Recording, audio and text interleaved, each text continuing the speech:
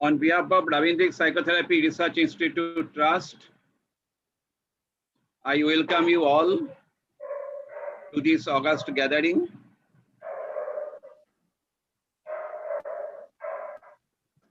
We will start with our prayer.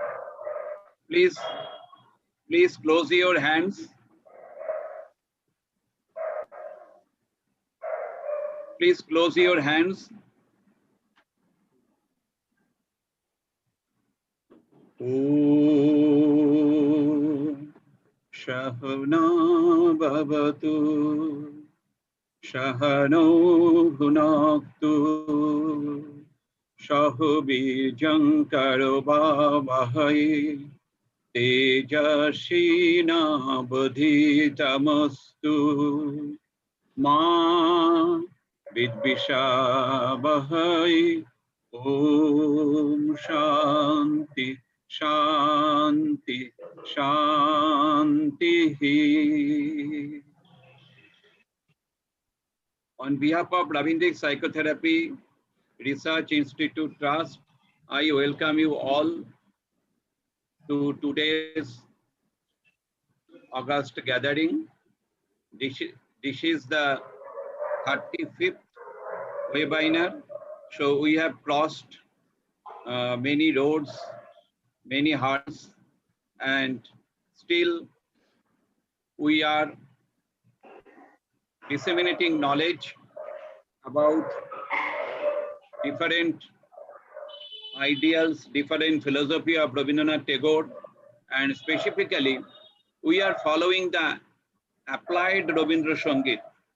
So there are a lot of applications of Rabindra Sangeet, and our institute aims at application of Rabindra Sangeet in different directions. And today's virtual library is also related to his vision. Before that, I want to talk about that is what is psychotherapy to us. In Ravindric psychotherapy, we are dealing with the consciousness. We are assuming that consciousness has three layers. One is Murto, second one Rag, and third one is Sharasha. Babu, so innermost area is Sharasha, and the outer layer, that is the Murto layer. I am requesting everyone, please stop. Hello, please. Babu? Hello. Hello. I am requesting everyone, please mute yourself.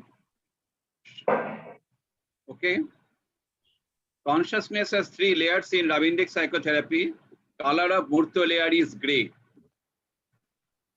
It is the seat of attention, sensation, and perception. So our students in different courses, they are learning what is attention. They are learning the psychophysics. They are learning the perceptual organization. All those issues they are learning. The middle area is Raga layer. It is the seat of feeling, emotion, memory, thinking, and their associations. So the students of different courses, they are learning the emotions, physiological changes in emotion. They are learning the affect. They are learning the brain and behavior related to the emotion, everything. They are learning memory, they are learning thinking, they are learning imagery process, everything.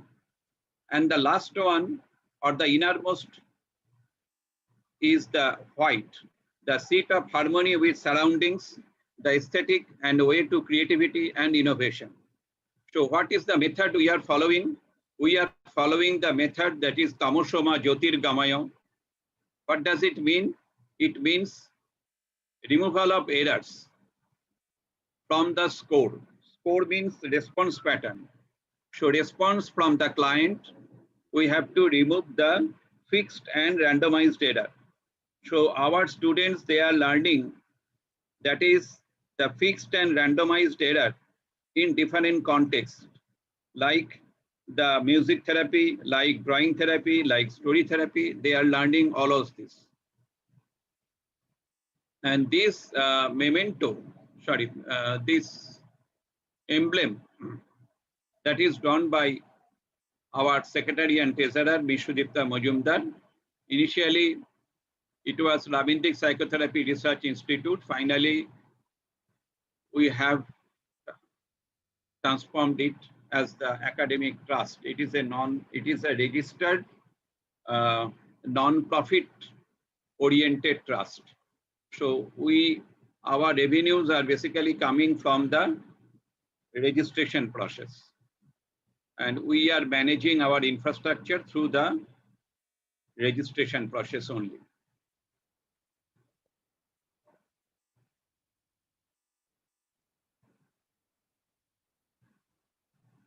So we'll start our program with one Rabindra Sangeet.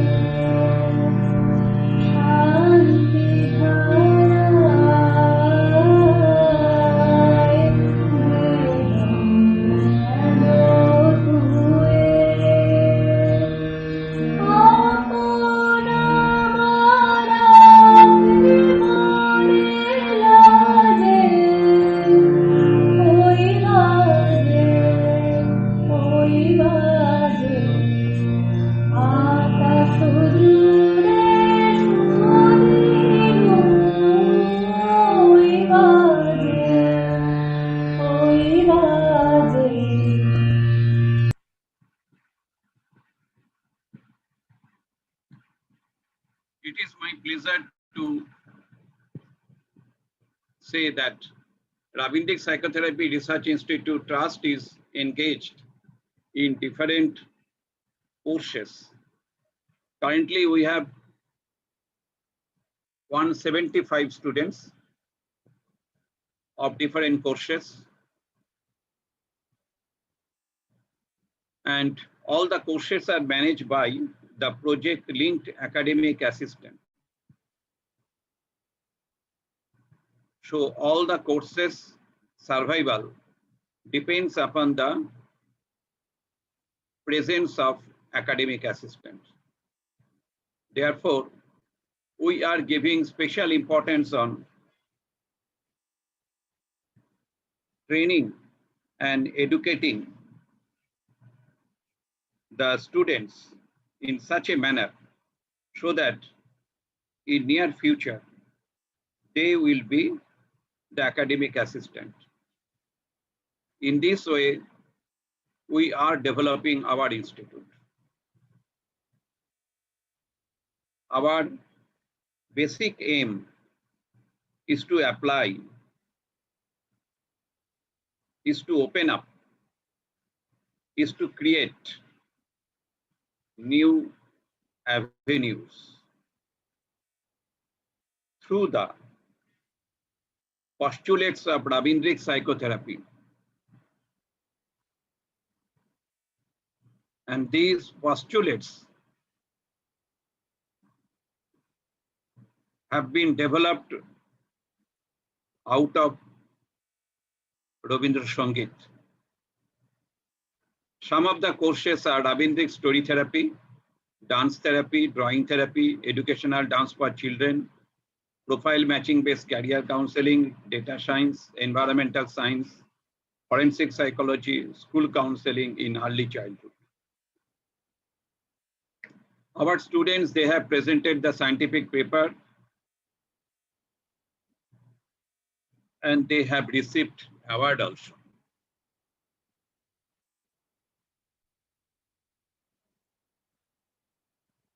And we have conducted some international programs with Philippines and Greece and Bangladesh. We conducted 34 Sunday webinars successfully, and several eminent persons, they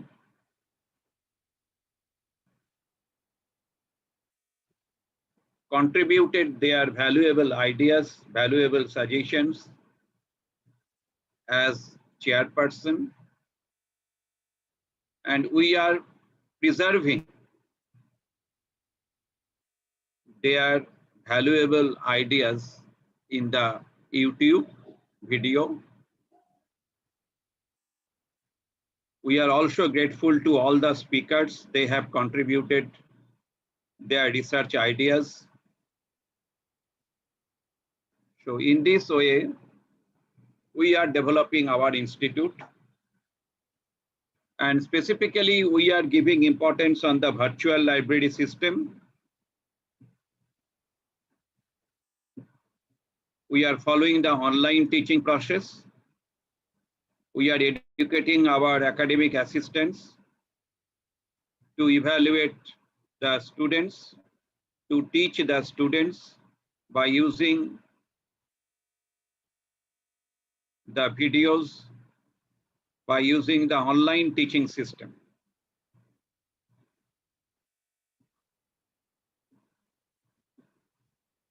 And despite of all difficulties, we conducted some webinars with few colleges like Adams University. We conducted one program. We conducted program with Siddhinath Mahavidyalaya in Midnapur. And we contributed some donations to two NGOs for their significant contribution during the pandemic situation. Now I am presenting our students, our children's performance.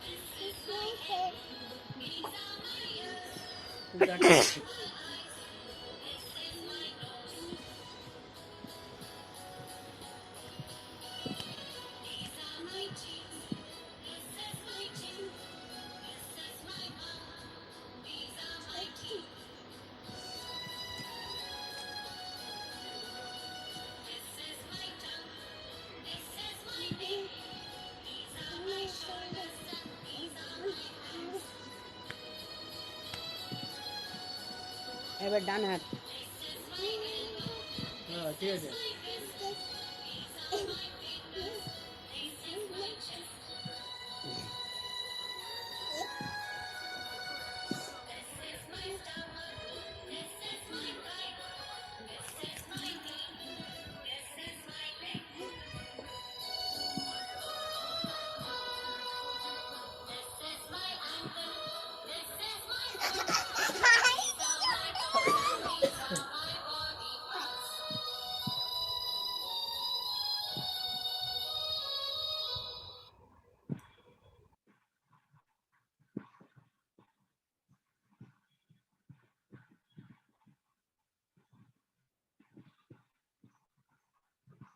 Here I like to quote from one famous poem of Rabindranath Tagore.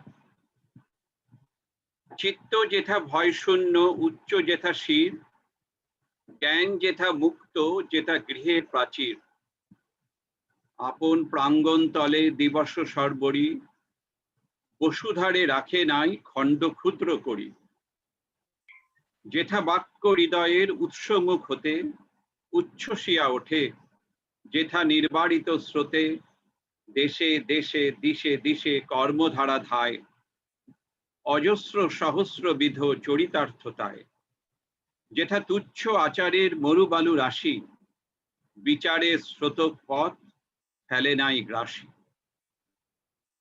পৌরুষেরে করেনি শতথা, নিত্য যেথা তুমি সর্বকর্ম চিত্ত আনন্দের নেতা, নিজ হস্তে নির্দয় আঘাত করি পিত, ভারতের সেই স্বর্গে কর জাগরিত. I'm referring this poem because this represents the basic philosophy of virtual library. Now English. But the mind is without fear. But the mind is without fear and the head is held high, where knowledge is free, for the world has not been broken up into fragments by narrow domestic walls, where words come out from the depth of truth, where tireless striving stretches its arms towards perfection, where the clear stream of reason has not lost its way into the dreary desert sand of dead habit, where the mind is led forward by thee into ever-widening thought and action, into that heaven of freedom. My Father, let my country have it.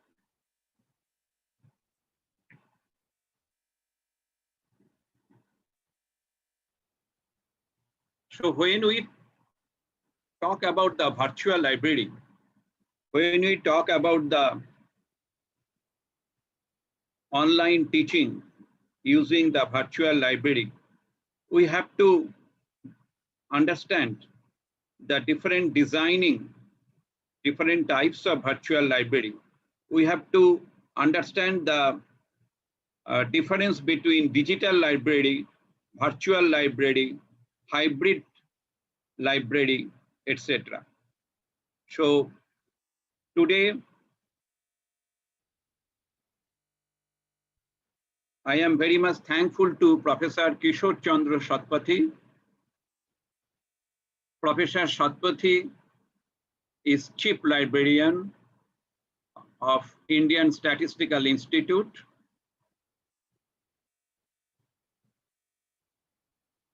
As head, I have requested Professor Satpathy that, sir, is it possible to keep all the activities of our research unit in the repository of the library. Professor Satpathy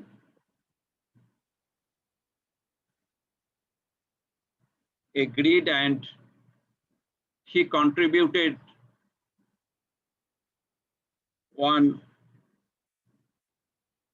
psychology research unit repository in the Central Library of Indian Statistical Institute. So our unit is grateful to Professor Satpathy, and Professor Satpathy's contribution reminded me, or you can say motivated me, to think about the online teaching using the virtual library. It is my pleasure to introduce Professor Satpathy to you.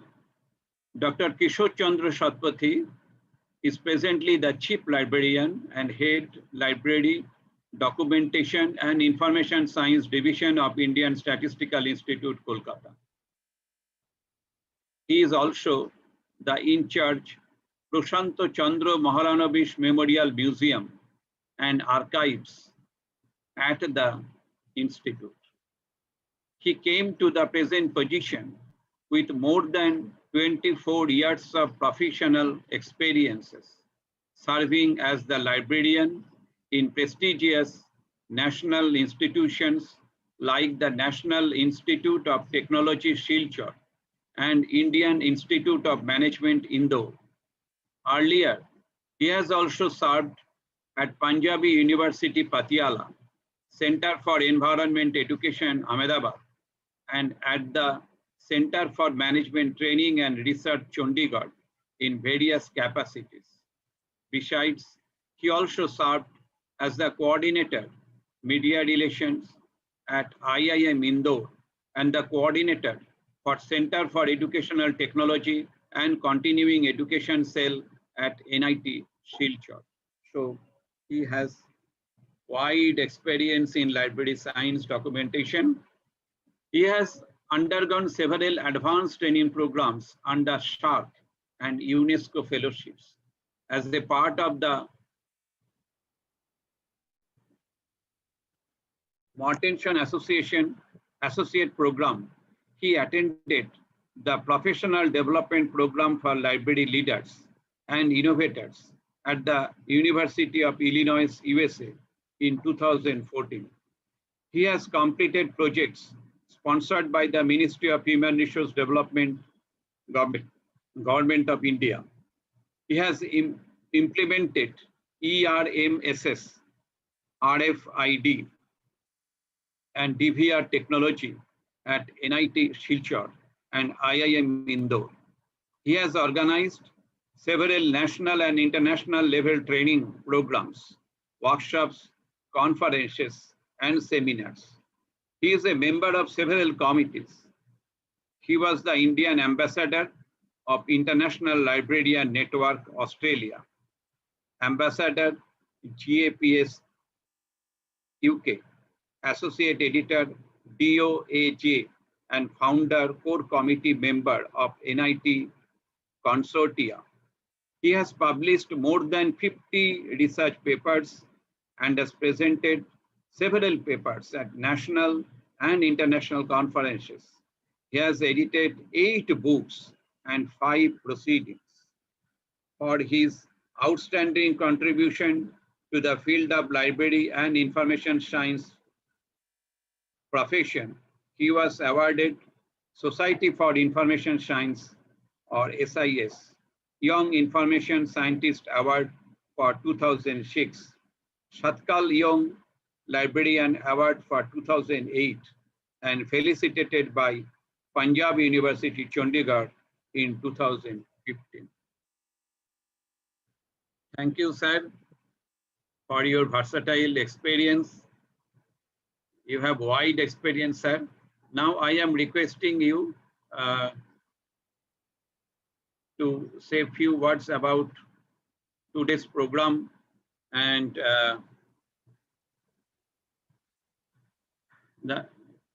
please, sir, introduce today's speaker, Dr. Ratna Nandi. Sir, now it is over to you.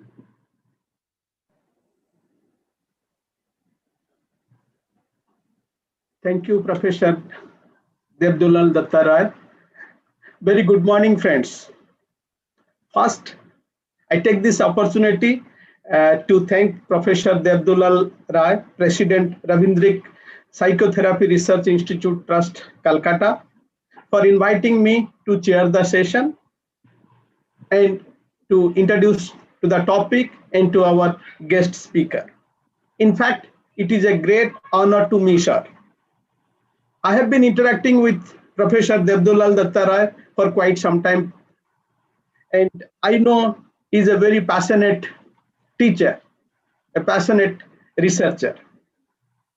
In fact, because of his initiation, we could create a psychological repository at ISI Calcutta Library. Thank you very much for your passionate towards academic and research activities. Friends, as you know, the library is a powerful intellectual and social space where students and teachers gather ideas, exchange point of views, and learn together. A library plays an important role in enhancing the teacher's effectiveness and classroom performance. It promotes individual and group learning and helps in developing students' vocabulary, enhancing comprehensions, developing the habit of silent reading, and developing problem-solving attitude among the learners. If I speak, library has three major roles in the whole teaching learning process. First, they serve as a space to store the resources, and they play a practical role in sharing resources. The physical resources such as books, periodicals, films, videos, online resources, databases, softwares, etc. are kept in the library. The library also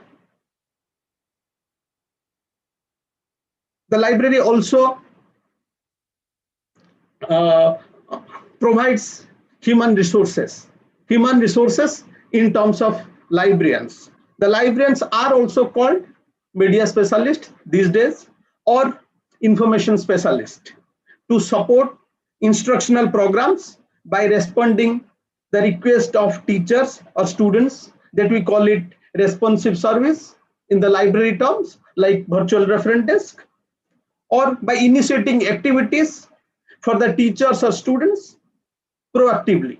We call it proactive service, like selective dissemination of information.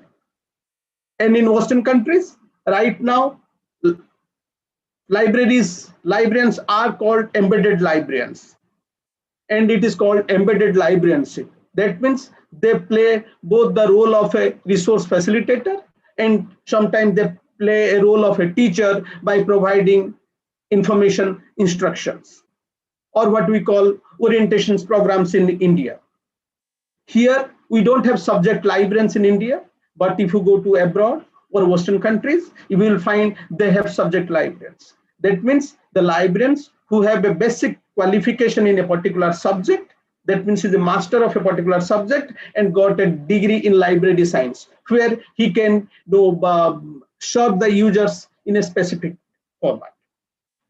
Second, the libraries serve as a cultural role in preserving and organizing artifacts and ideas. Great works of literature, art, science, or any other subject are preserved by the library and made accessible to the future learners. Thirdly, the library serves as a social and intellectual role in bringing together people and ideas by allowing these people with different perspectives to interact in a knowledge space. And libraries over centuries has helped both formal learning that we call so-called the bricks and walls of the universities or schools or colleges that we call educational institutions. Library helps in formal learning, but much of our learning in life is informal and strictly under the control of the individual learner. Learners take advantage of other people or mass media, or these days we call it internet or social networking sites to learn informal learning. And in this context, library plays a major role. The today's topic, when we'll come to that, the virtual library has a larger role in this informal learning. Of course, virtual learning will help in formal learning that is in the educational setup, but the virtual library has a much greater role in the informal learning center. With the advancement of information and communication technology, the structure of library has changed from physical library to electronic library to digital library to a virtual library of our discussions. And these days we are also talking about the hybrid libraries. These days we have that concept that has come to the library domain is called library without walls. The Virginia Tech, like the Florida Tech Polytechnic Library has got a new building without walls. That building doesn't contain any physical books. That means the whole library, the concept of library has been changed from bricks and walls to the physical books, to the physical content, to the whole concept of a virtual library. These days, we are facing the greatest challenge of our century, that is COVID-19.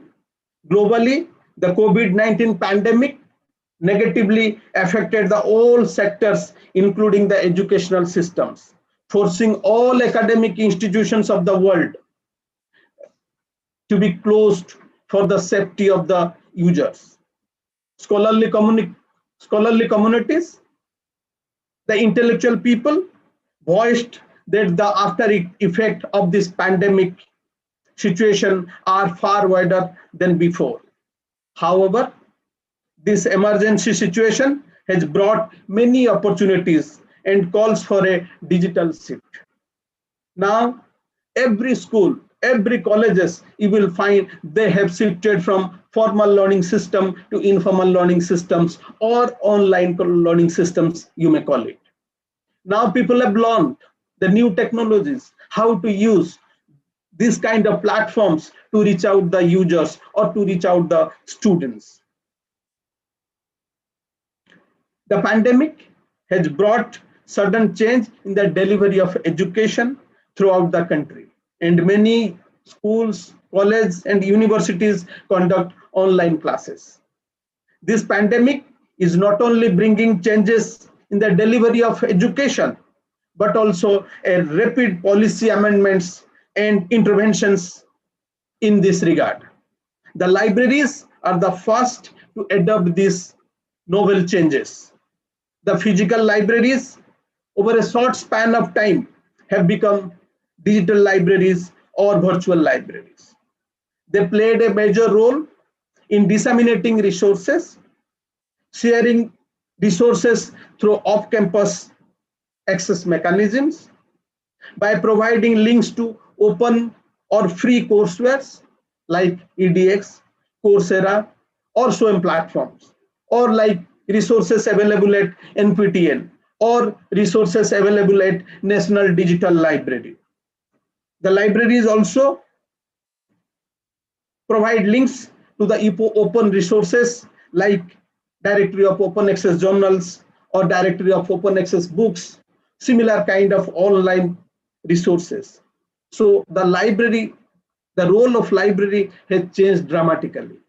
The librarians are helping. I know by several college or university librarian, they are helping the teachers in creating module platform or providing technical assistance, providing online learnings through Zoom or similar kind of other platforms that is available in the market like Google Meet or Google Classroom or go to webinar. Several kind of platforms are available, and librarians are playing a major role in that because the librarians are now embracing technology very rapidly. So coming to the point of our discussion, what is virtual library? Why do we require this virtual library in the today's context? As we discussed, that this COVID pandemic has changed radical changes in our whole teaching learning process. And this is good that this will continue for quite some time. And earlier, we had only physical classes. And slowly, our teachers will start adopting these technologies and our classrooms will become hybrid slowly. That means the part of the class will be in the classrooms even if after COVID is over, and part of our teaching learning process will remain in online platforms. So this will bring a radical changes in coming years in the whole education delivery mechanisms. The virtual library combines both technology and information resources to allow remote access, breaking down the physical barriers between the resources. Although these resources will remain specialized to meet the needs of the specific community of learners. Digital library will allow teachers and students to take advantage the wider ranges of materials and communicate with the people outside the formal learning environment. Clearly, digital libraries have important role to play in teaching learning system. Existing physical library will continue to exist since they serve as a cultural and social roles as well as in the informational roles. Having said that, the digital library will predominate the physical library in coming years because most of our informations are becoming digital in nature. And our young generation, that is called Google generation, the young Y generation people have become more tech savvy and more comfortable with the technology. They will be using technology like smartphones, iPhones, iPads, laptops to access the information. And in that context, the virtual library will become extremely important in the whole teaching learning scenario. Digital libraries are a powerful way for educators to help to teach the students how to find, evaluate, and use digital content. An essential skill as online materials and sources continue to grow in an astronomical rate. Based on the said background, let me introduce Dr. Ratna Nandi, the librarian of Siliguri B.Ed College, who will speak on virtual libraries, virtual teaching learning process, on focusing on open source, digital library, and content development. Dr. Ratna Nandi is the librarian of Siliguri B.Ed College since 1999. She also teaches music as a part of B.Ed curriculum in the college. She remains governing body member for 3 terms as a teaching representative.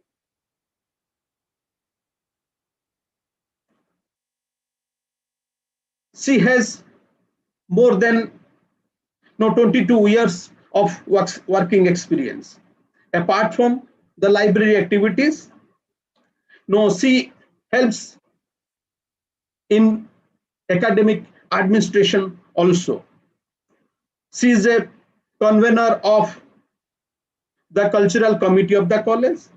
She is a member of the admission committee of the college, and she is served as a member of gender sensitization committee of the college.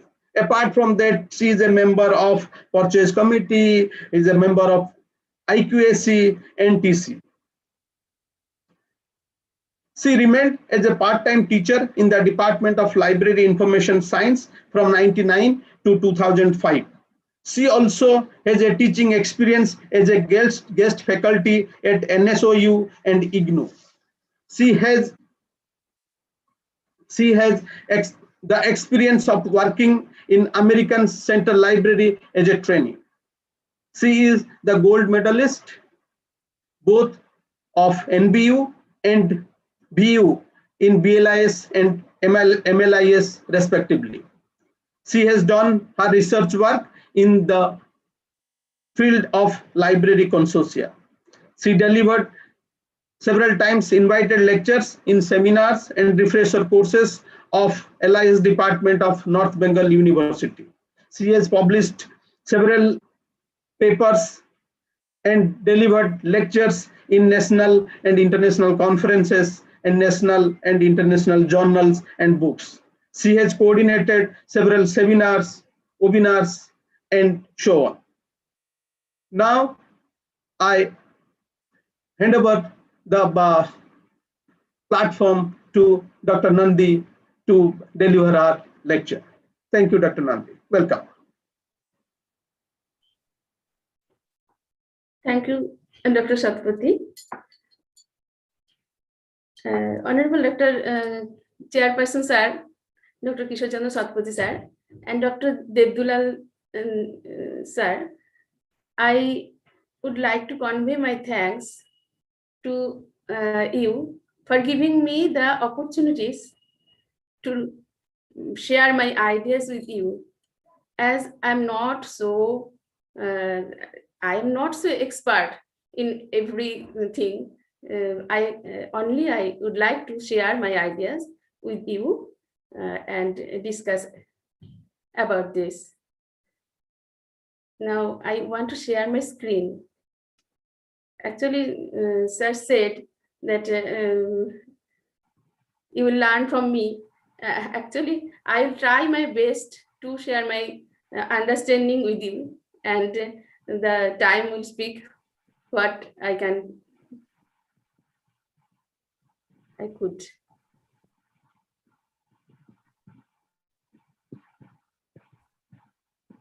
Good morning, Ratna Nandi, madam.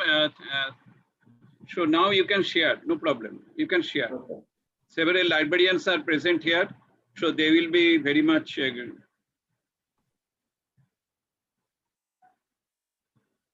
Yeah, they will contribute many ideas. Yes, thank you. Okay.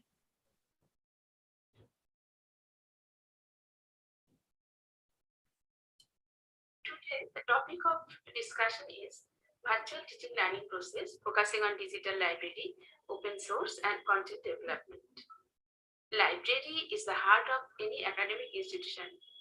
This is very well-known statement since long years ago. But in today's context also it's very true. Question arises that how can it be true when we can't access the library physically, and we can't get the access to the libraries even after the pandemic situation. For why I have chosen this topic today. Actually, the services of the library has been changed.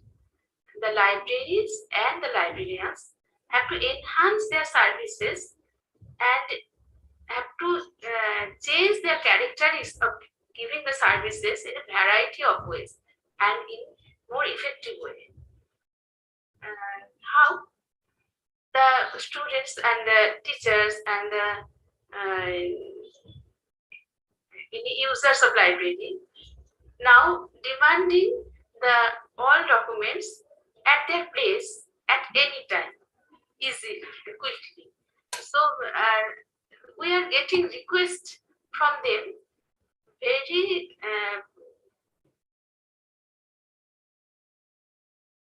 every now and then, that they are demanding from us that please give us services to digital library. So the challenge we have to take. what is the digital library?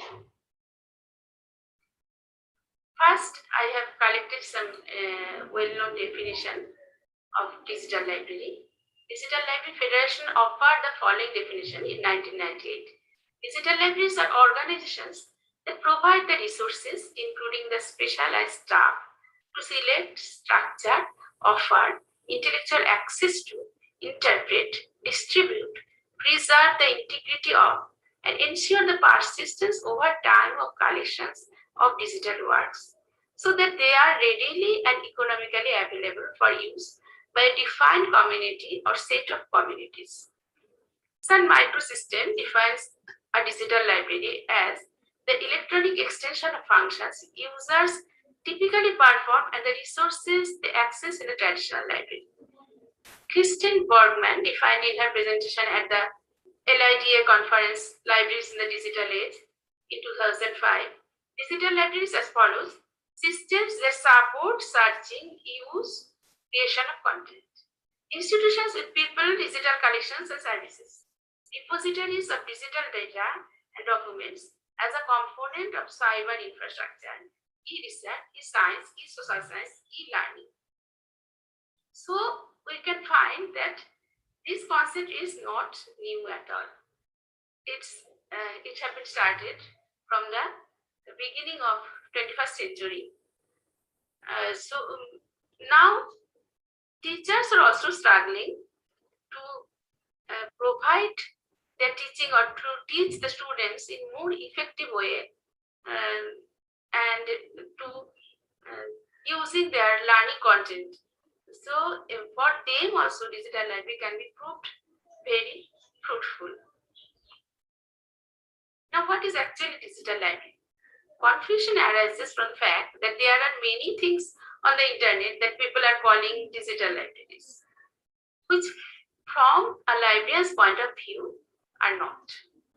For example, for computer scientists and software developers, collections of computer algorithms or software programs are digital libraries.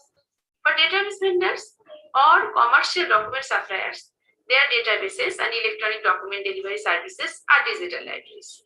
For large corporations, a digital library is a document management systems that control their business documents in electronic form.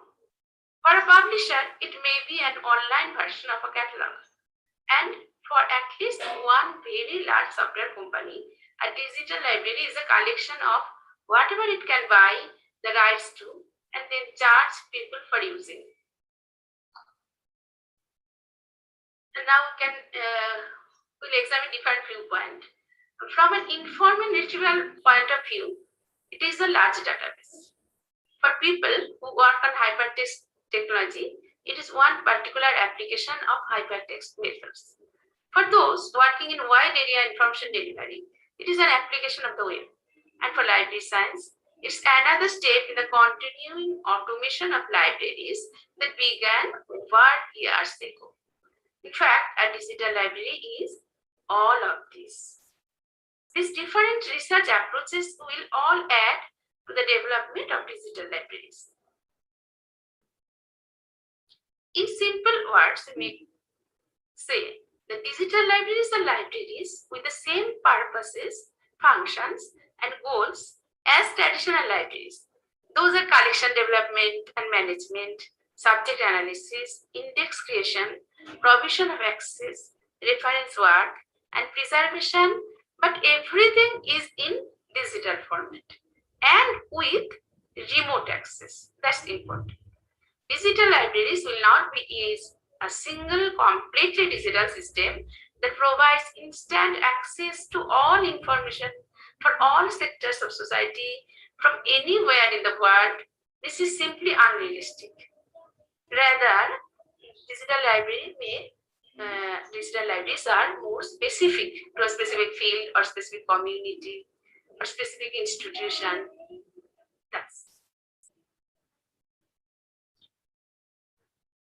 What are the characteristics of a digital library? Digital libraries are the digital phase of traditional libraries that include both digital collection and traditional fixed media collections. So they encompass both electronic and paper materials. It's not true that digital libraries only have the digital document. It must have the traditional fixed media collections also. For preservation purpose also, it's required to keep the paper material or any other format the traditional documents. Digital libraries will also include digital materials that exist outside the physical and administrative bounds of any one digital library. This is the most important criteria of being a digital library. Without any one, digital library should serve its users. Digital libraries will include all the processes and services that are the backbone and nervous system of libraries. However, such traditional processes, though forming the basis digital library work, will have to revised and enhanced to accommodate the differences between new digital media and traditional fixed media. Digital libraries ideally provide a coherent view of all of the information contained within a library, no matter its form or format. Digital library should point to all the materials one library have. Either it has the digital documents or it has the pointer to the traditional documents, or it should have the database of or metadata of the traditional documents. Digital libraries will require both the skills of librarians as well as those of computer scientists to be viable. So it became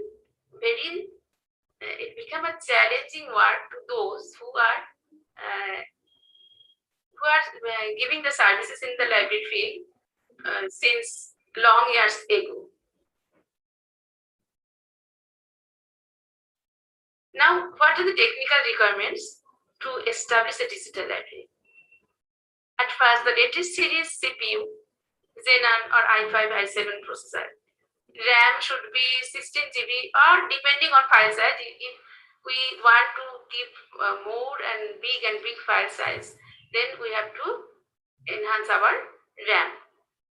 Hard disk 500 GB to 1 TB, it's maybe sufficient. High-speed local networks and fast connections to the internet. 100 to 1000 Mbps, preferably through LAN. And one registered domain name should be for an institution or a person who wants to establish a digital library. An operating system, it may be established now in Windows also, but preferably it should be Linux or Unix-based operating system. And Ubuntu, for example, CentOS, Fedora, Red Hat, etc. Relational databases that support a variety of digital formats, such as PostgreSQL, and full text search engines to index and provide access to resources. It's very important. If the search engines will not be effective, then we can't retrieve our necessary documents at easy. A variety of servers, such as web servers and FTP servers. Electronic document management functions that will aid in the overall management of digital resources. Well-designed software. Above all, open source software may be the best alternative for us. And now, what are the resources of a digital library? What may be the resources of a digital library? At first, bibliographic databases that point to both paper and digital materials. Indexes and finding tools from which we can find our documents, required documents. The collections of pointers to internet resources. It may be that we have some YouTube videos or learning content in YouTube or in any other digital media we have outside the digital library. then we set pointers in our library to those sources. We don't have to upload again those resources in our digital library, but we should establish a pointers to those resources, for example, YouTube videos, etc., in our digital library. Then directories, primary materials in various digital formats, such as audio, video, portable document, etc. This may be the images and photographs, numerical data sets, electronic journals, then maps, and many more. Then music or video of any performance. Thus, a number of variety of documents may be the part of digital library resources. Though this resource may reside on different systems and in different databases, they would appear as though they were one single system to the users of a particular community. Within a coordinated digital library scheme, some common standards will be needed to allow digital libraries to interoperate and share resources. Now, what is the methods of building DL? There are essentially three methods, the three primary methods, the main methods of building digital collection. The number one is digitization, converting paper and other media in existing collection to digital form. Above all, we have to digitize all the content. At first, we have to, if we have traditional documents which may be needed by the users, or after selecting, we have to digitize those.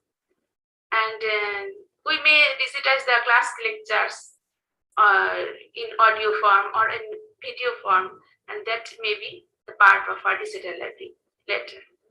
Then acquisition of original digital works created by publishers and scholars. Nowadays, the electronic books, journals, datasets, those are easily available in from publishers and scholars. Those digital works we have to acquire, we have to procure for our digital library. Then access to external materials not held in-house by providing pointers to websites, other library collection, or publisher servers.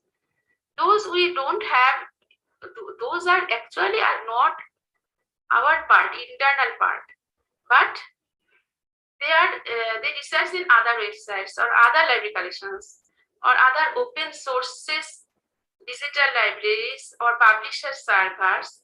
We may point to that or those websites, those collections, those institutional repositories, and not to duplicate the same item again in our library. Now, first I have to say one thing, that I have mentioned the term institutional repository. What it is? Institutional repository is the mainly collect the scholarly publication of the institutions, faculties or scholars or researchers, and those are kept in digital format. Those are called institutional repositories. Those the copyright can be claimed by the institutions. Those materials are kept in digital format. They are digital. What may be the challenges? The first challenges is copyright issues. How can we know that with the paper material we can issue them and they easily, but in digital material, if we issue the digital materials or if we allow all to use this, then they can be easily downloaded, and then we can't track that what uses are they are using with those resources. Then we maybe fall in copyright trap. So we have to keep the usage tracking, and before giving the permission to use, we must identify and authenticate the users. Then selections of materials to digitize. This is also a very typical issue. And what material should be digitized? And it's our challenge actually, because the users or our students, especially our students, want the documents after the pandemic situation. They want their textbooks also. Those books they are using most, those books to digitized, but that can be trapped again in copyright issues. So we have to select first which documents can be digitized, and it may be a special collection, it may be a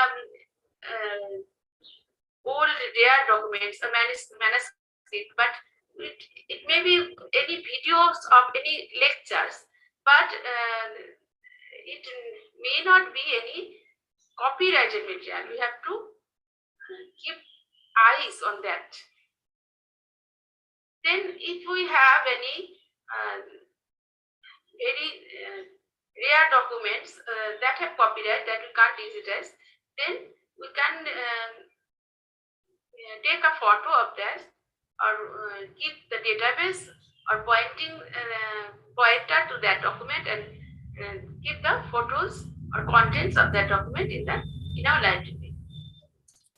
Then in naming, indexing, metadata creation, that's also challenging. Metadata, what's metadata? We are librarian friends, our librarian friends, well known, they know very well that what's metadata. But for other friends, I would like to say that metadata is nothing but the data or information about the data or information. What's that data or information? What we have. What's the documents we have? The data about those documents or those data are called as metadata. If we don't index, or metadata creation is not done perfectly, digital library can't function properly, because we can't retrieve our required document. The naming. Names are strings that uniquely identify digital objects that are part of any document's metadata. Perl, these are the examples of some uniform resources. Perl is the persistent uniform resource repeater. OCLC those provide those. Then Internet Engineering Task Force, IETF, they give the URL, uniform resource name, and DOI, document object identifier, are formed by Association of American Publishers and the American Corporation for National Research Initiative. These naming can be identify one digital object uniquely. This locator can't be duplicated. Then next challenge is preservation. How can it preserve? How can we preserve storage media? We know that storage media are changing continuously. Then we have to keep up-to-date format again and again. We have to keep the data documents into, or we have to convert the documents from one format to another format, and put the storage media and preserve the storage media. And access to content also. Then if we are document in PDF format, then if this format is has been obsolete, then what to do? So then before that we have to transfer the document in another format. This is very challenging. And now I would like to mention some open source digital library software. Such as Greenstone Digital Library Software, GSDL, Fedora Project, ePrints, Omeka, Dspace. Now I'm mentioning again open source. What's open source? Open sources are those, I know that most of us know very well, but I want to mention that open source are nothing but whose source code is available for customization or changing. Source code are free. Those are open source documents.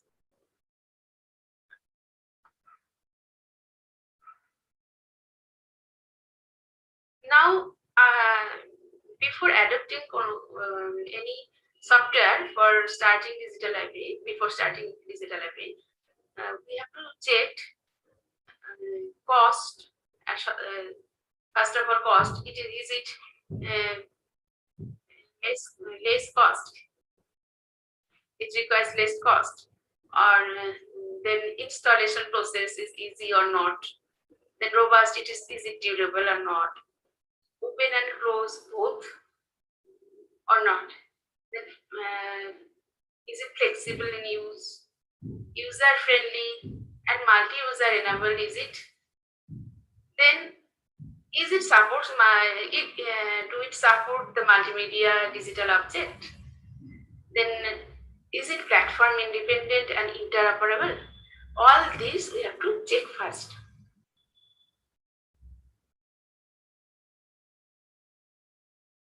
Now I am trying to give some overview of Greenstone Digital Library software. This is actually Greenstone is an open source multilingual software issued under the terms of the GNU General Public License for building and distributing digital library collections. It is produced by New Zealand Digital Library. Greenstone has been developed and distributed in cooperation with UNESCO and the Human Info NGO in Belgium. The software provides a way of organizing information and publishing it on the web in the form of a fully searchable, metadata-driven digital resource. It can also be run in a non-network environment, standalone, operating from removable media such as USB flash drive and DVD. It's the special character of the software. Actually, in 2002, it has been started. Research has been started on Greenstone Digital Library software. Then what's the prerequisite software needed to install GSDL? Operating system, Windows or Linux. But Linux is preferable for any digital library software because customization can be done. Apache web server is required, and Perl, then Java to runtime environment version 1.4.203, web browser, Netscape Navigator or Internet Explorer, and software GSDL. Now, installing Greenstone. It may be installed in Windows or Unix-based operating system. If in Windows, it is available for all versions, just 95 to 98 or 80, 2000, etc. For all versions, the full version available. And Unix-based operating system,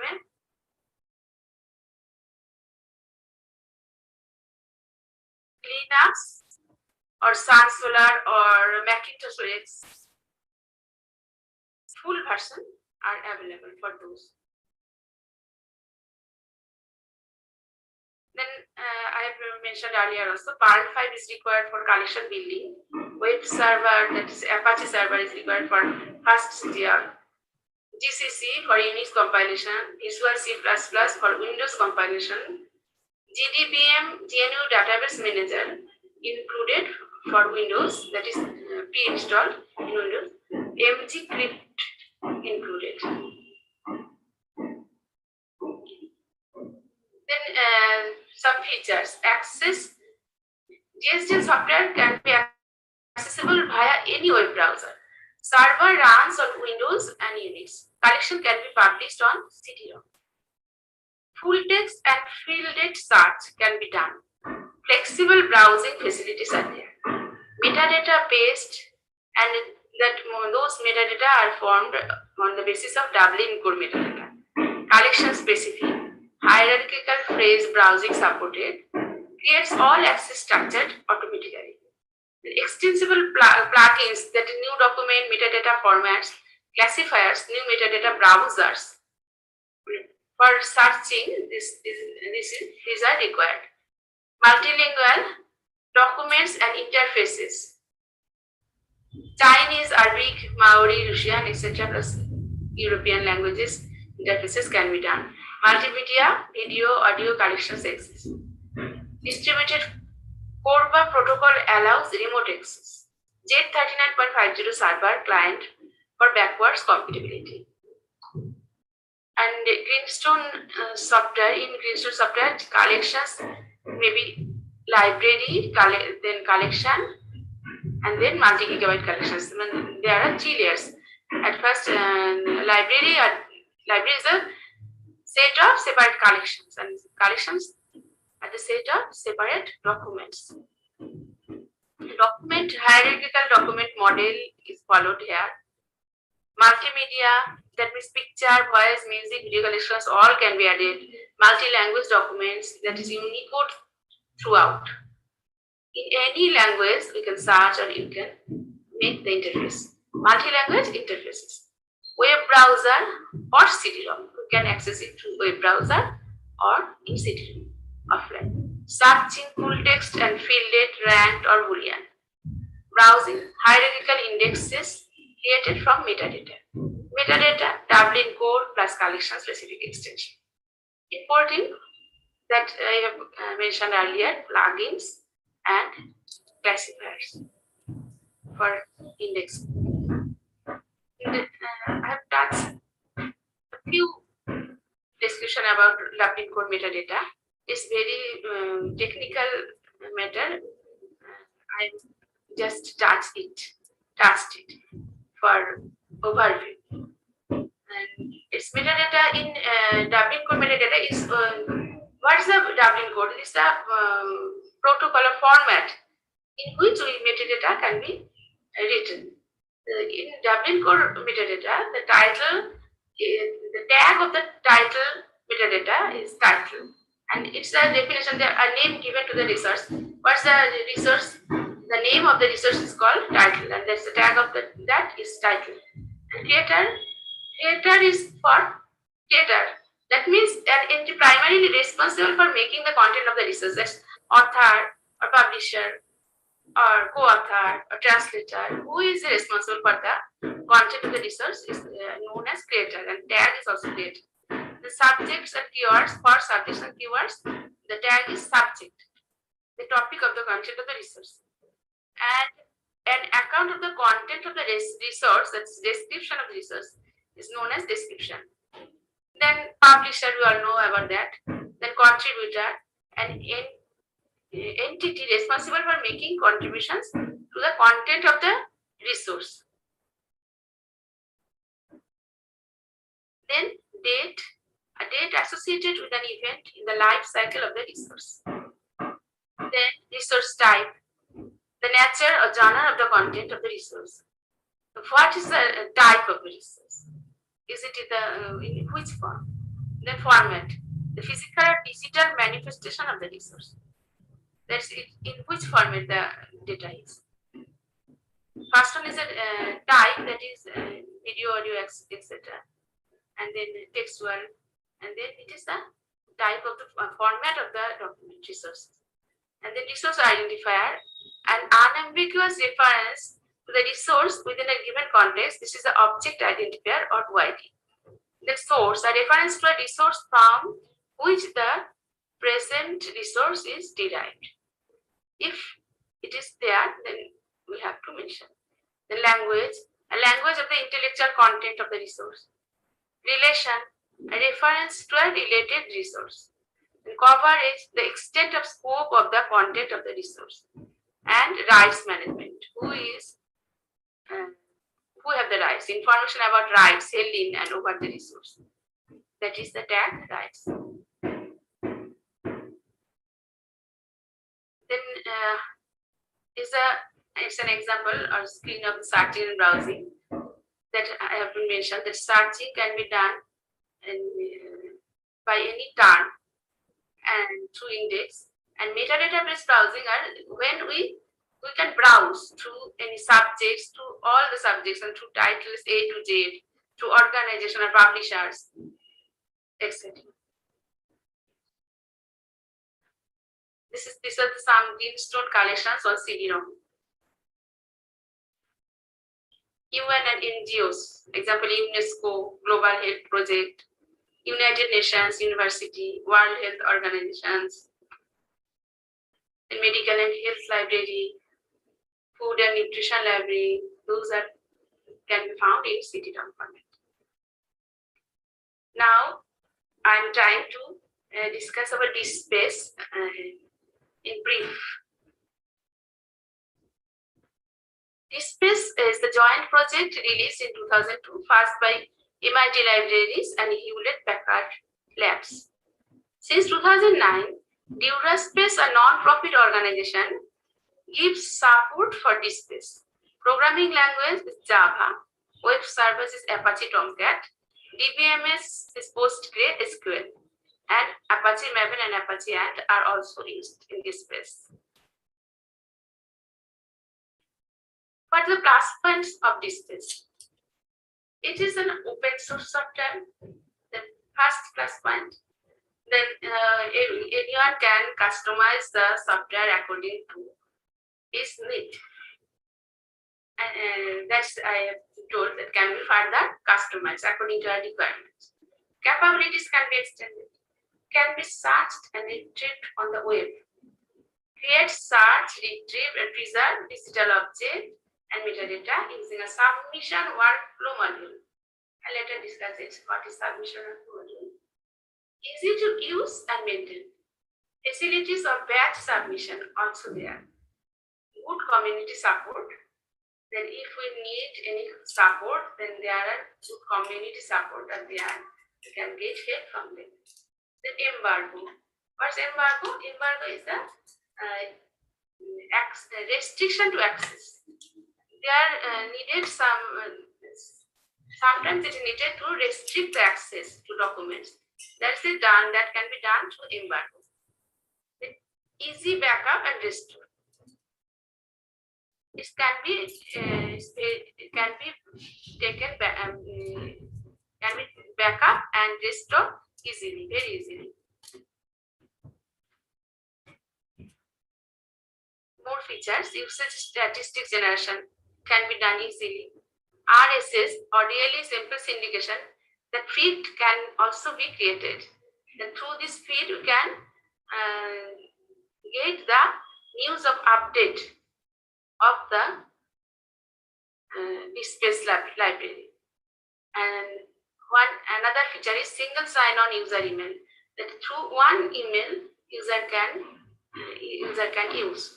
The recommendation to a friend. One can recommend to his friend to use it. Full text indexing can be done. Customization can be done for any language interface. Email settings for users, display of results, input forms, indexing, layout, metadata, embargo, etc. For every aspect, customization can be done. You can language interface we can change. You can change email settings for users, and how the results will be displayed, that can also be changed. Then input forms we may prepare according to our requirements. The indexing, the layout, metadata, and embargo. Everything can be customized according to our need. Now, from where to install? Here, one ID has given here. Online documentation of Dspace can be found from this ID. DOI https wiki.dspace.org display dsdoc6x dspace e plus c.x plus documentation. But installation process is very tough.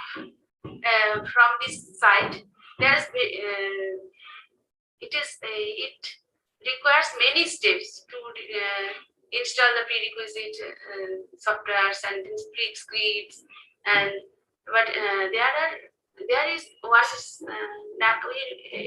many of us know about National Digital Library of India, which is controlled from the IIT Kharagpur. From there, they have prepared a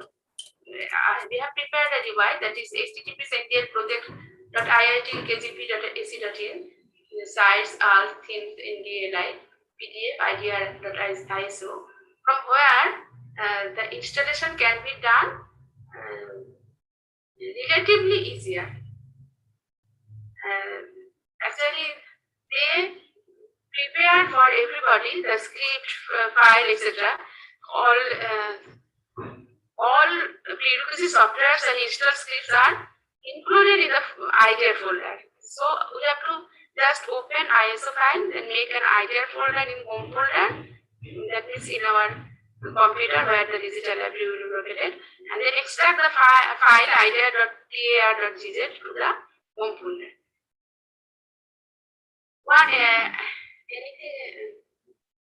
The other one is demo Dspace. In this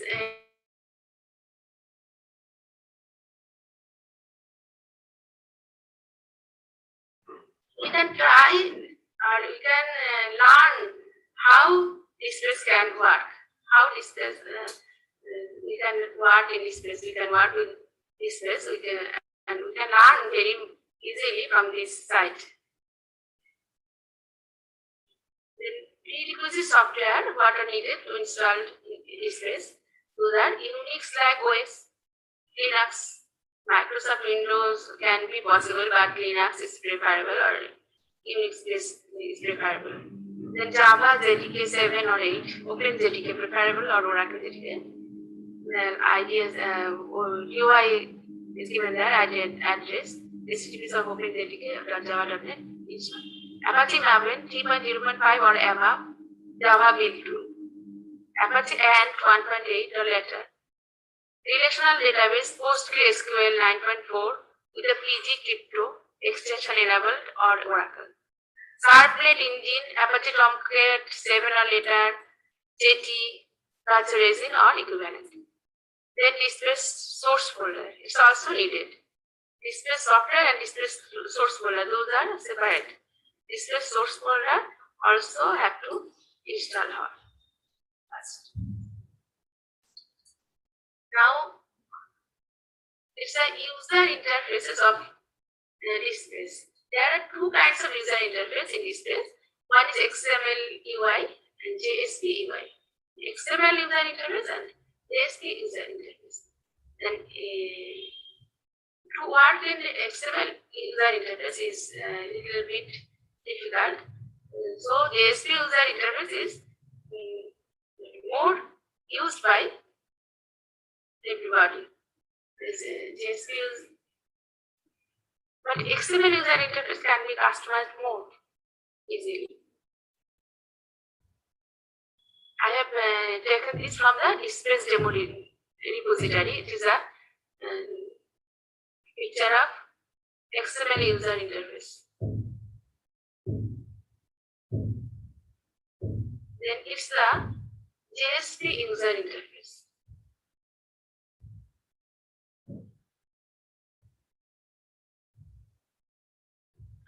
It's in Dspace version 6.3 is currently running in demo version Dspace JSP UI. If we go to that site, we can go through the various steps through login, and login ID and passwords are also given there. We can log in and we can make our experiments or make trials and can learn from there. In Dspace, there are three layers. One is storage layer, business layer, and application layer. Storage layer is responsible for the storage of physical media, digital media. Storage part is known as storage layer. And the business layer is management of content, users, software, metadata, etc. is related to business layer. And the application layer is communication related with the communication with the outer world. That is related to application layer. Outer world means communication through web. Then resource type of Dspace. What kind of resources we can keep in Dspace library? almost every type of digital object Dspace can contain. The content include thesis, dissertation, e-book, journal articles, preprints, technical reports, images, maps, newspapers, clippings, audio, video, music, etc. And also can direct to outside resources. The internal model is the internal model of Dspace digital library. There are main or higher level of in the architecture model is a community. Under the community, there may be sub-communities or may not be. We can create sub-community, or if we don't require that, we have a small library, we don't require any sub-community, then we can't, don't have to create any sub-community. Then directly under community, we can create collection. And if there are sub-community, then under sub-community, there will be collections, several collections. And under the collections, the items will be uploaded. The items will be kept. Items, what are the items? Items have three parts. The first part is metadata. The second part is the main file or in digital format or bit stream, that is known as bit stream in Dspace, and then license, the third part. The license part is also very important. The first part, metadata, bit stream, and license. These three parts including items.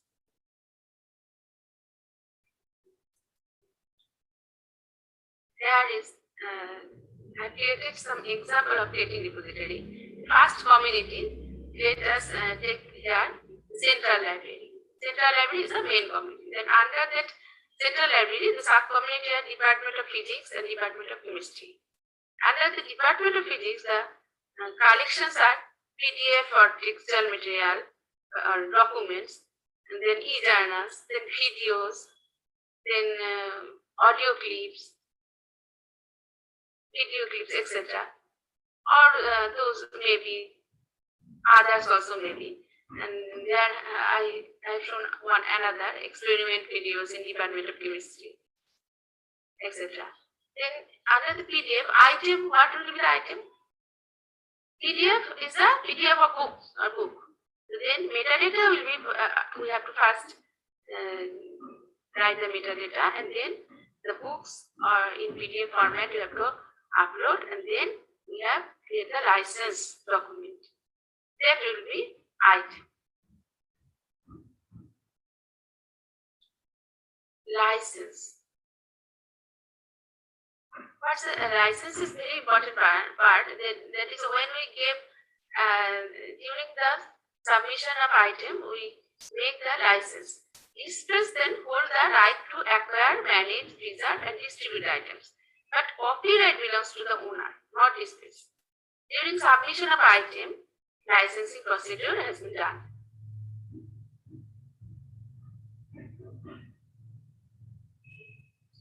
The standards, what standards are maintained in Dspace? There are Dublin Core metadata, OAI PMH 2.0, that is Open Archive Initiative Protocol for Metadata Harvesting. Unicode compatibility. Unicode compatibility for why we can get multilingual interface.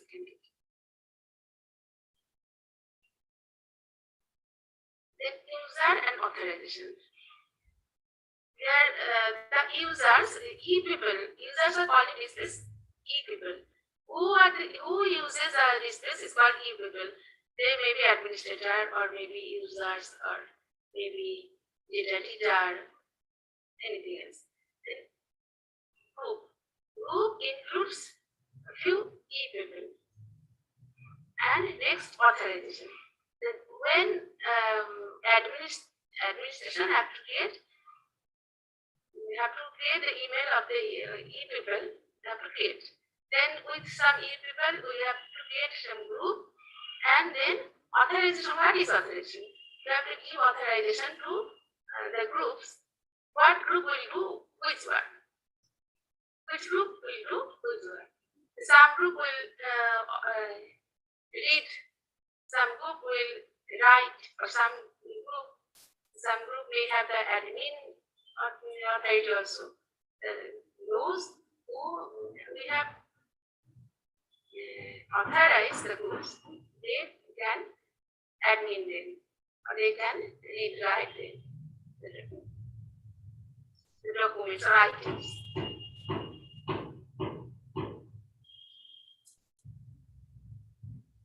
The authorized people can edit the record anytime. Any item can be withdrawn or permanently deleted. If withdrawn, the item will they are withdrawn or permanently deleted. There are two aspects. It may be withdrawn or permanently deleted. If withdrawn, the item will not appear in search but remains in the collection and can be retrieved again to appear in search. If permanently deleted, cannot be retrieved again. This is a workflow steps when doing the data entry. First, it is known as unfinished submission. When we create the data entry operator, create entry and then submit to the step 1, then if it is rejected, then it will go again to unfinished submission. It will be recognized as unfinished submission again. And if it is accepted, then it will go to the step 2. Then in step 2, we have to again edit the metadata. And then if it is accepted, it will go to step 3. If not accepted, it will be rejected, and then again it will go to unfinished submission. That means will be recognized as unfinished submission. And from step 2, if it is accepted, then it will go to step 3, and after doing the editing the metadata again, if it is accepted, then it will be available in Dspace. These are workflow steps of the entering or adding any item to the collection.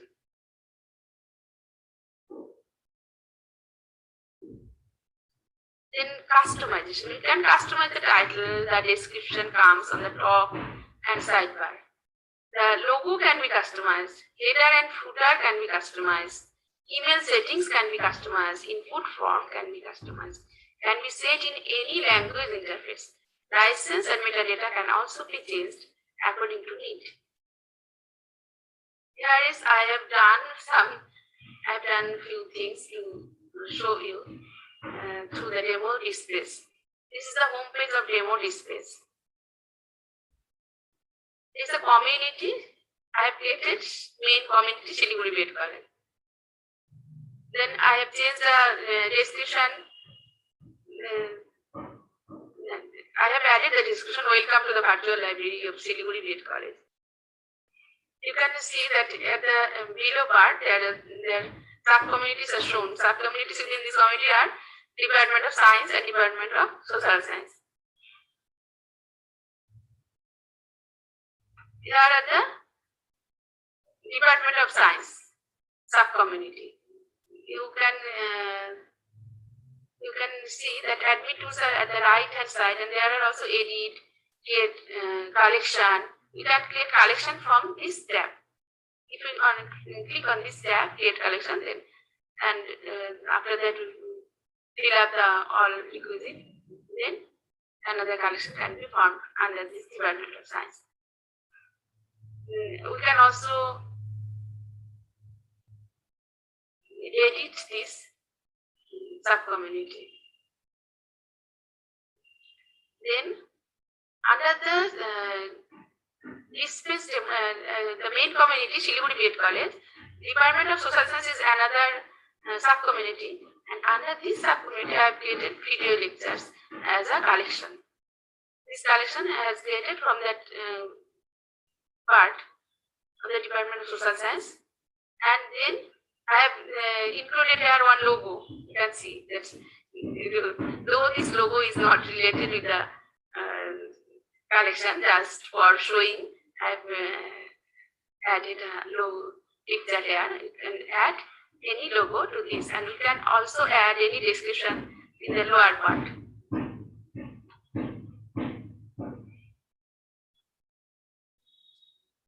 It's the format of the metadata creation of the described item.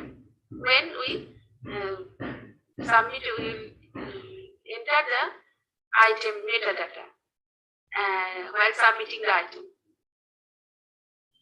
First, we have to write the author's field up, and then if we there are more than one author, then we have to click in add more.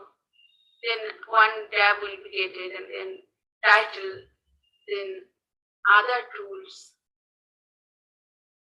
other titles if they are the date of issue, publisher, etc. etc. Batch import. What is batch import?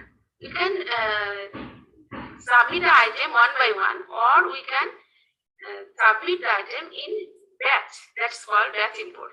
From this interface, we can submit the batch import. We have to create the items metadata etc. beforehand, and then we have to we can select from this in zip format or in any other format. Select the we can select the data file to upload, and then what the collection is about. We have to fill up this. There are several options here: PhD disease, physics, postgraduate disease, sample, the Dspace course, etc. That we have created.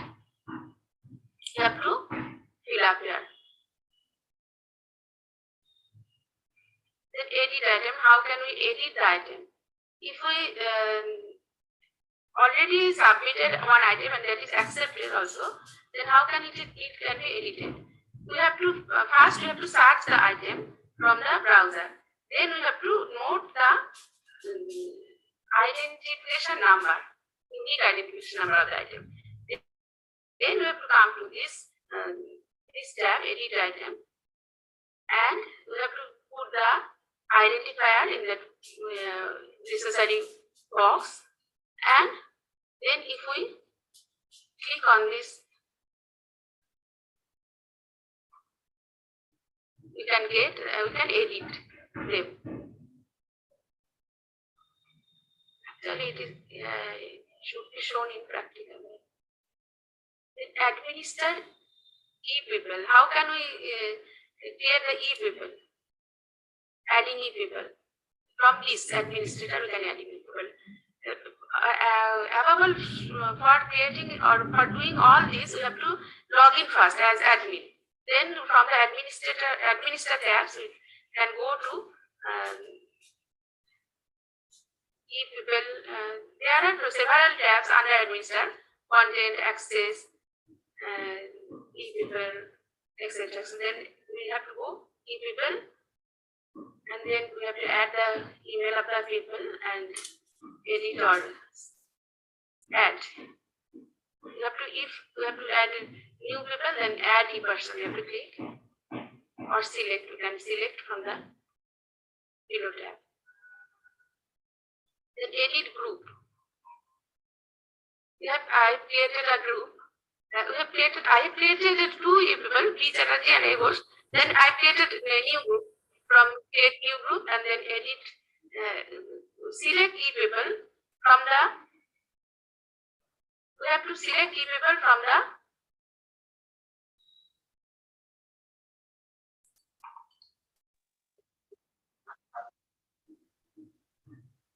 list, drop down list, and then we have to update the group.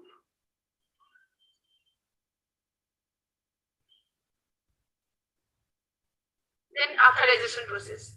After authorization, the e-people after group creating the group, we click on authorization. Then choose a resource to manage policies for. We have to first choose a resource, collection or community or item. Which one we have to edit? Then edit policy for. I have chosen here the collection. Then edit policy for this collection. Then there are drop down list showing the all groups. Then you have to select which groups you want to give the responsibilities of group edit policy. Then which type of authorization you can want to give. It may be read, it may be write, it may be add, or it may be remove, or admin, etc. I have to select from this drop-down list, then update. After authorization, policies for collection video lectures, this can be shown here. This can be shown here. I have added this group, new group, that they can add only. I have authorized them to add only. This I have been created, and I have customized the top bar. That is Shiliguri B.Ed College, Library, Burman Shinglod. I have written here instead of the demo customer space. If to write or to customize, we have to know the HTML tag. We have to know about HTML tag because we have to write the description and the HTML tag. So if you need any support to write HTML tag, you can go to the following site: https://www.dspace.com.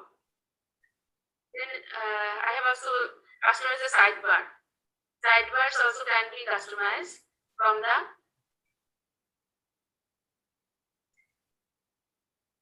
this can be from news, from administer, then news. From news, there is top news and sidebar. If we select the sidebar and then we have to write the description in HTML, then these have been changed. Training teachers can use this repository of Shiliguri B.Ed College. You have to log in first, authority control author, policy and submission processes. The user statistics can be seen very clear.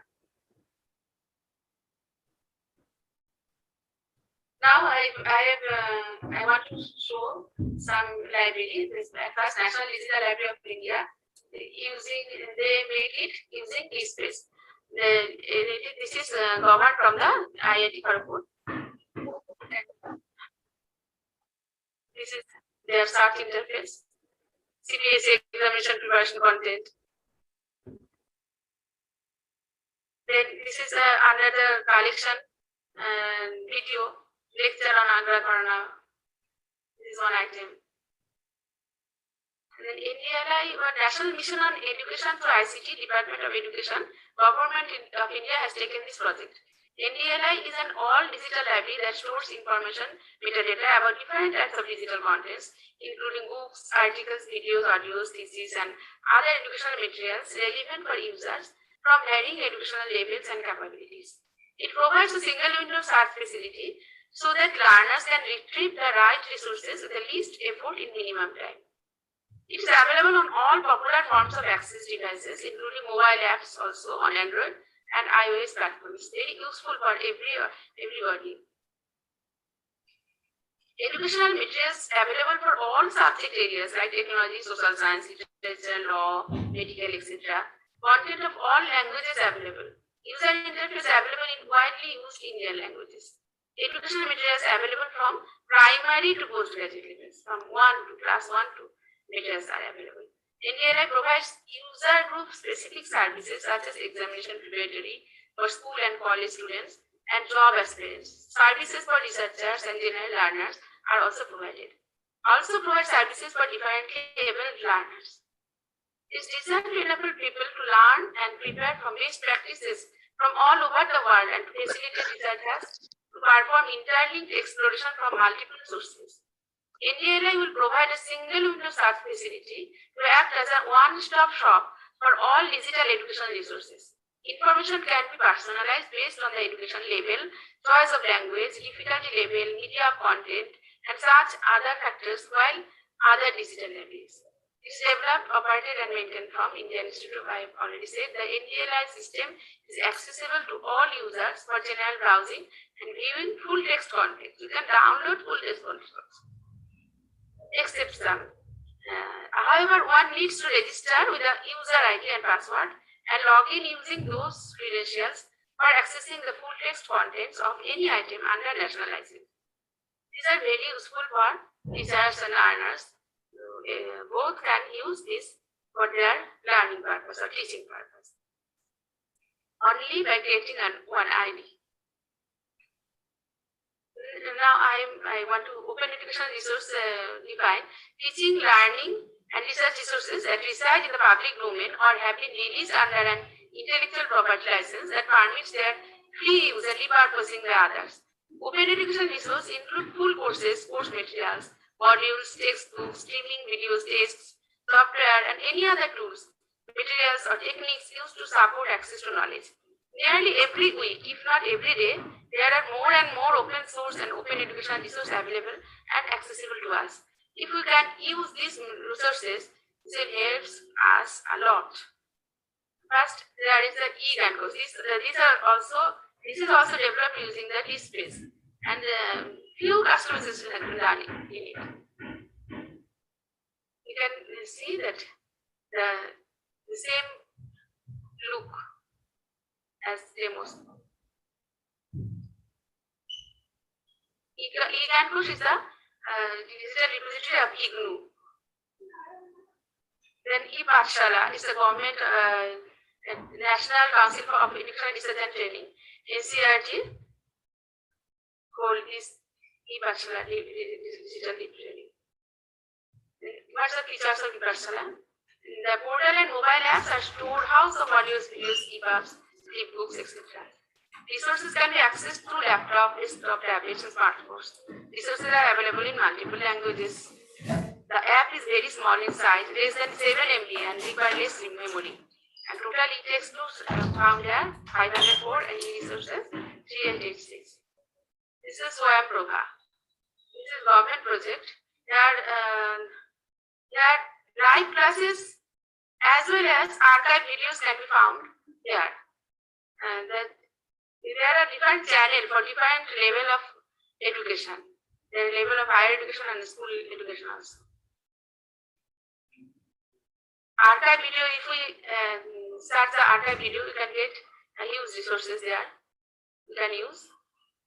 One example is there for class 10, circles, mathematics, class 10 mathematics example. And there are videos clarifying the example. This is another integrated teacher training for integrated teacher training, ISTA. It's also government project. National Initiative for School Head to improve the school heads and teachers.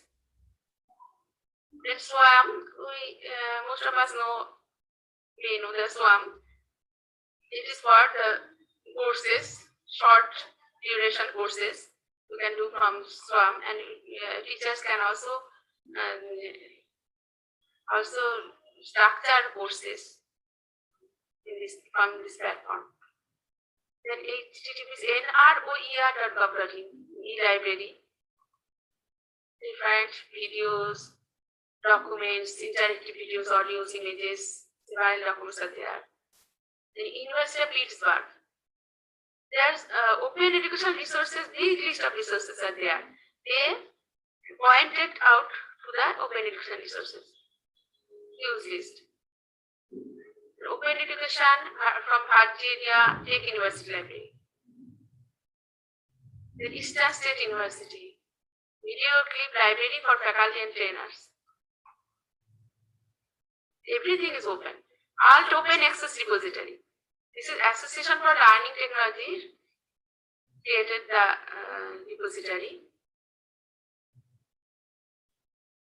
This is a hierarchical structure of indexing. You can search with the Library of Congress subject divisions by any subject. Then I have searched with some keyword, and this I have found.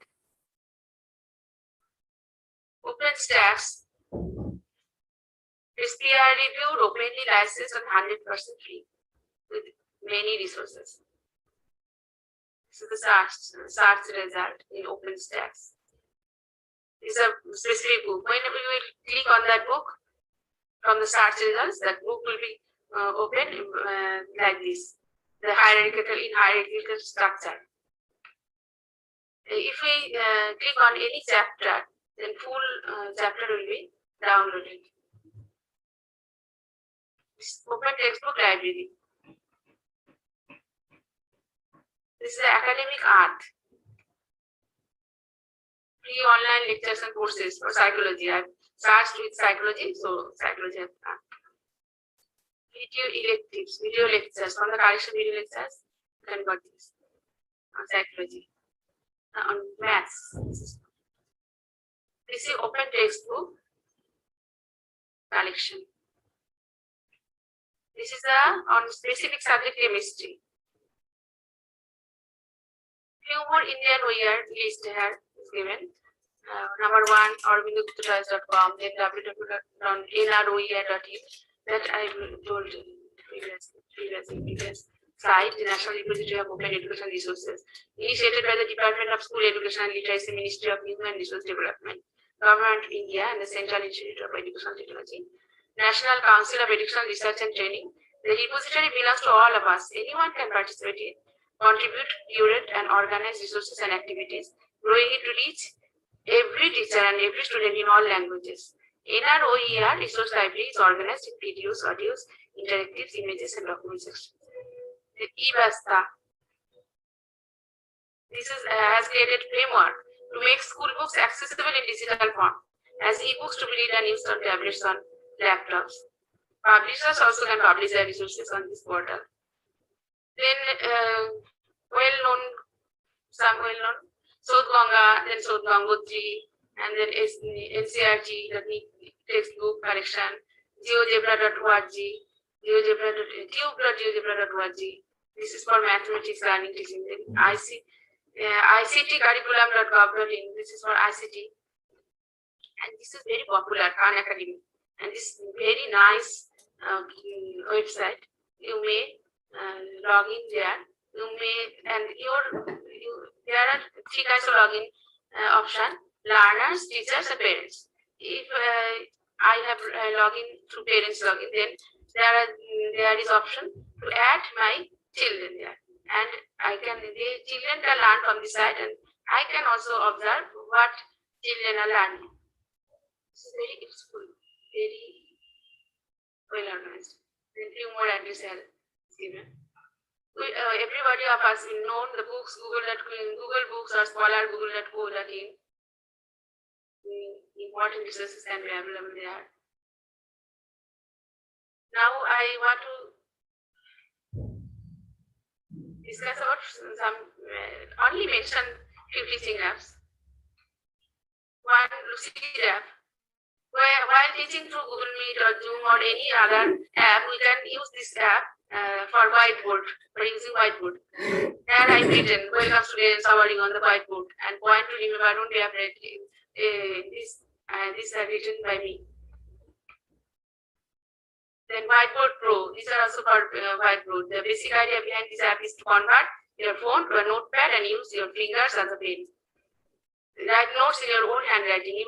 Handwriting can be used in smartphone. Let children be creative for hours, edit photos, write or mark. Photos, pictures can also be added to this whiteboard, and you can share this work also with your friends. This is my whiteboard, is also very good website. You can download, you can sign in, and you can create your own classroom there. You can interact with the studio through classroom, through live video, through clips, and you can upload your content, etc., etc. This is I have tried for experiment. I have written welcome while live session. I've written in whiteboard, welcome my friend. Your screen can be presented there. Similar teaching apps, few more, notebook, blackboard, teach me in India teaching app, www.space.com. Your website can be created there, and you can add there your content and also interact with the students. There in Microsoft Team also, there are options given there for classroom, for files, for note, class notes, for uploading files and Blackboard, etc. etc. Google Classroom is also very good. Website builders, some address of website builders, http://sites.google.com is free for everybody. You can create your own website and then give a link to your YouTube video or any other digital document in these sites. And workspace.google.com is for businessmen also, actually it's more facilities than sites. And few more weeks, every WordPress.org, WordPress.com, Joomla, site 1, 2, 3, etc. Thanks for your patience. With the limited time, I try to discuss the overall features of everything. It's I don't know how can I if I have been succeed or not. Thank you very much. Thank you all. Thank you, Dr. Nandi, for giving such an elaborative presentation on different aspect of digital library and tools for creating digital library, different types of digital library, and almost given your practical experience of building up a digital library, and also giving a elaborate presentation on open educational resources, which is need of the hour. And then at the later part on the teaching application tools. So thank you very much for giving such an elaborate and detailed presentation. Thank you for such presentation. No, only one thing just I wanted to tell our librarian friends, those who are in the process of creating a digital library or aspire to create a digital library. The thing is, they have to keep in mind the copyright issues and the digital rights management issues of digital library, because I have seen a number of librarian friends, they create a digital library and they rampantly scan textbook of different publishers and they keep it in their institutional repository, which violates the copyright norms. Try to digitize all those documents or for which you have the copyright or intellectual property rights with you or with your institutions. Otherwise, you will run into legal problems. Also, this COVID-19, COVID-19 has brought digital library, virtual library, and online library into the forefront of the fight.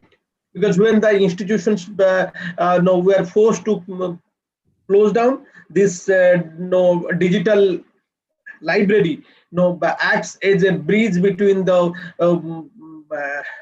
content and the learner, and library acts as a tool or a medium for providing information. So digital libraries are growing day by day, and it will grow exponentially because of the resources are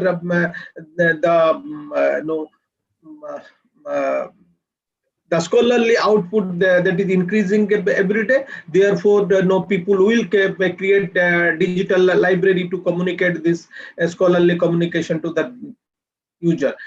Thank you, Ratna Nandi, for giving that elaborate presentations. Now I hand over the things to Professor Devdulal Dattarai, and I put on the record the contribution that is being made by Professor Devdulal Dattarai for reaching out the communities and disseminating informations through this new medium, that is through Zoom and other online platform, is really appreciable. Thank you very much, sir, for giving us this opportunity. And if there is any questions from the participant side, both Ratna and I'll be happy to take. Thank you very much. Sir, thank you for chairing the session. Here I like to show the digital library provided by Professor Satpathy to our psychology research unit. So we are grateful to Professor Satpathy. I like to share our unit. I think this is visible to all of you. Yes, yes, sir. Yes, so welcome to the institutional repository of the Indian Statistical Institute. You can find articles published by researchers of the Institute. It also preserves and enables access to many other digital contents, including dissertation thesis, convocation address, question papers, official records, and the collection of special mention. However, you can request us to get the restricted materials you need for your research and development.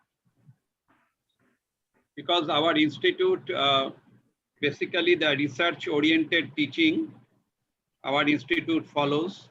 So this is the contribution of our student. One is the literature review on correlates associated with farmer suicide by Madhuparna Majumdar. Another one, literature review on items related to farmer self-efficacy by Piali Roy. And literature review on the correlates of the pro-environmental behavior by Urpita Chatterjee. So these are the three, and we have prepared many materials to keep all of them in this digital library. Yes, and sir, yeah, we are in a process of uploading few more documents also on psychology, which will be uploaded within next few days. If you are visiting a week after that, it will find a long list of such resources on specifically produced by Psychological Research Unit of ISI, though this holds no contribution of other units, but this particular community psychological research unit collection homepage will give you the list of all the resources that are being produced by Psychological Research Unit. And we are in a process of updating this record almost every day-to-day basis. And again, the most interesting part is that this repository is linked to the other repositories like agricultural psychology, environmental psychology, and psychology itself. So this is also another advantage. And second advantage, the authors can be explored. That is, what are their contribution. So the author names, that is also there. So by using, again, the date issued. So by the date, we can get it. So in near future, we'll submit our previous contribution, we'll submit, and then by the date, we can identify the progress of our unit and progress of our activities, etc. All those things. So the library informatics that can be extracted out of this data in near future. So this is my observation. Now, sir, one has this question, that is how to stop the copyright. One Rishi Kumar Sharki, she has written how to avoid copyright. Sir, please. The simple way to avoid copyright is you start writing your own ideas in a own manner. Don't try to copy from others. If you stop copying others, the copyright, the concept of copyright will automatically will not be there. The problem comes when we imitate or we copy others without acknowledging them. Most of the, like if you see any of the digital library or virtual library of the world, the document that has been portrayed in that particular digital library, the copyrights owned by the either by the repository owner, or he has taken the copyright from the author that he will able to host the documents in their institutional digital library or institutional repository. So simply not by copying others or not infringing their intellectual property right, you can stop copyright. I think this is clear. Mr. Rishi Kumar Sharki, I think it is clear. And sir, one thing I just wanted to add that our digital institutional repository is linked to National Digital Library of India. So anybody who is searching National Digital Library of India will able to search or locate the documents that are available in our institutional repository. In that sense, our institutional repository is truly a global repository because it can be searched from anywhere across the globe through different kind of other repository that is available. And recently we have signed an agreement with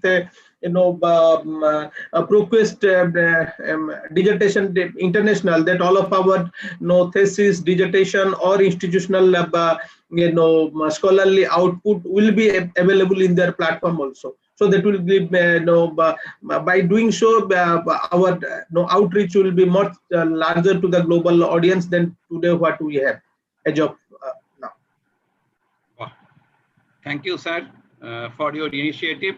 I think the different colleges they can contribute their ideas and they can keep their materials to our institute by using some dissertation like that.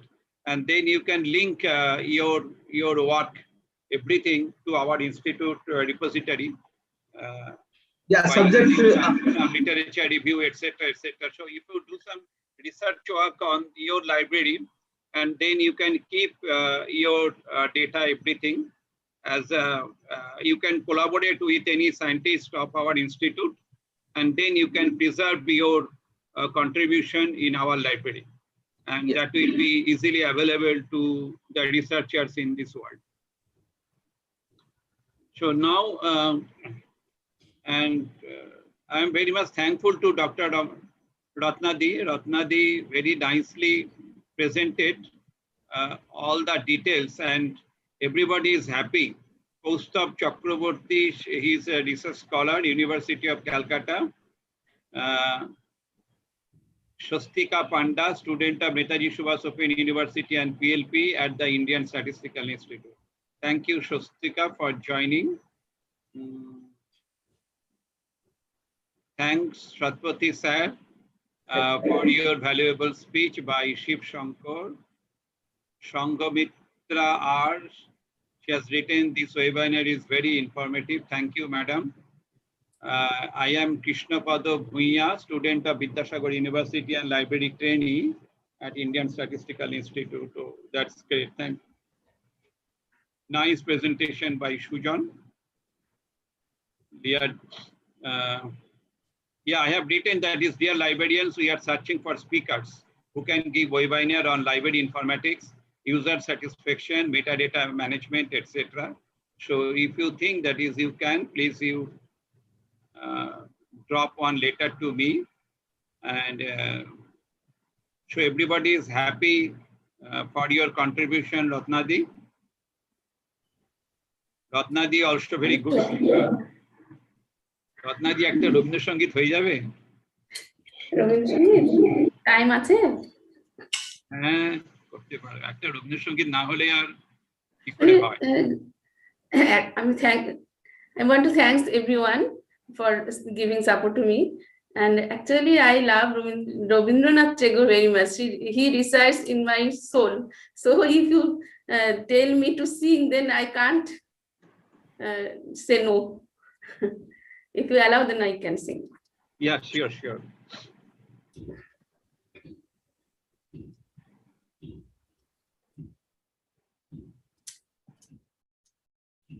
One minute to think which song I'll select. Okay.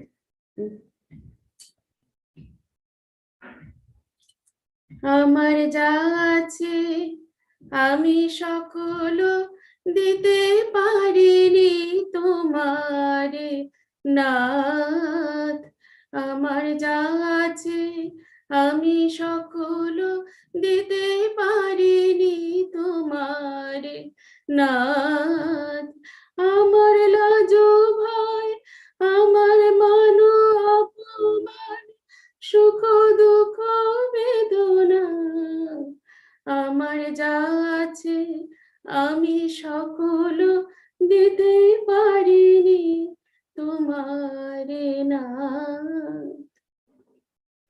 মাঝে রয়েছে আবরণ, কত শত কত মত, মাঝে রয়েছে আবরণ, কত শত কত মত, তাই কেঁদে ফিরি, তাই তোমারে না পাই, কেঁদে ফিরি তাই তোমারে না পাই, মনে থেকে যায় তাই হে, মনের বেদনা আমার যা আছে আমি সকল দিতে পারিনি তোমার না,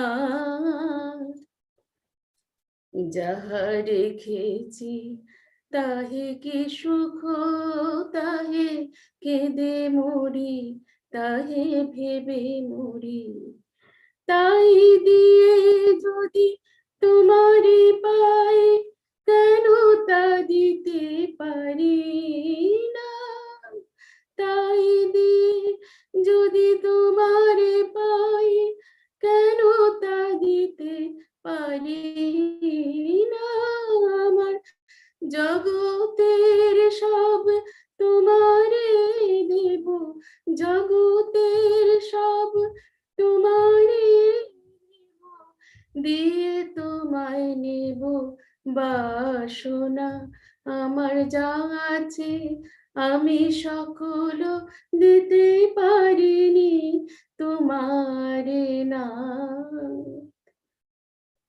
নমস্কার।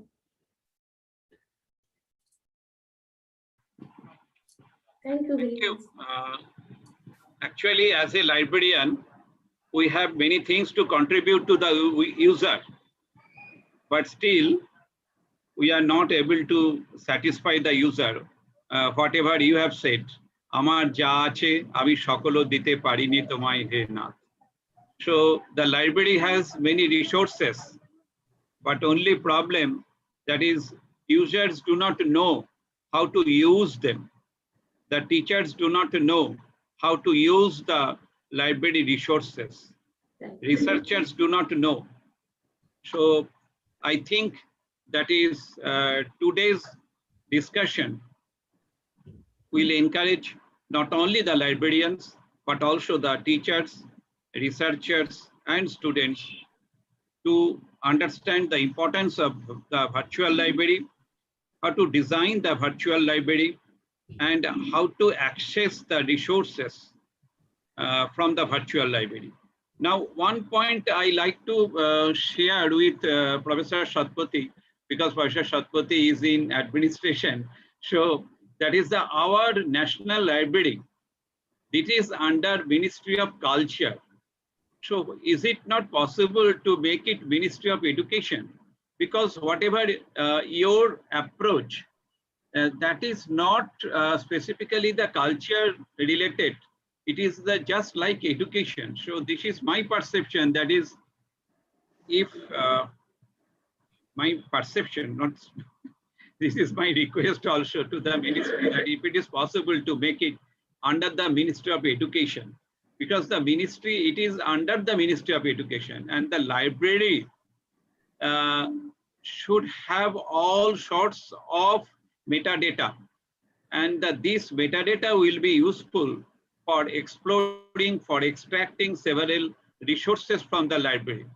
So it seems to be that is this might be very much applicable if it will be under the Ministry of Education rather mere the culture. It is not related to culture nowadays. Now it is totally different. It is totally education. Shiv Shankar Sarkar has written, should not coming to me any technical problem, kindly suggest. Any repository for B.Ed students?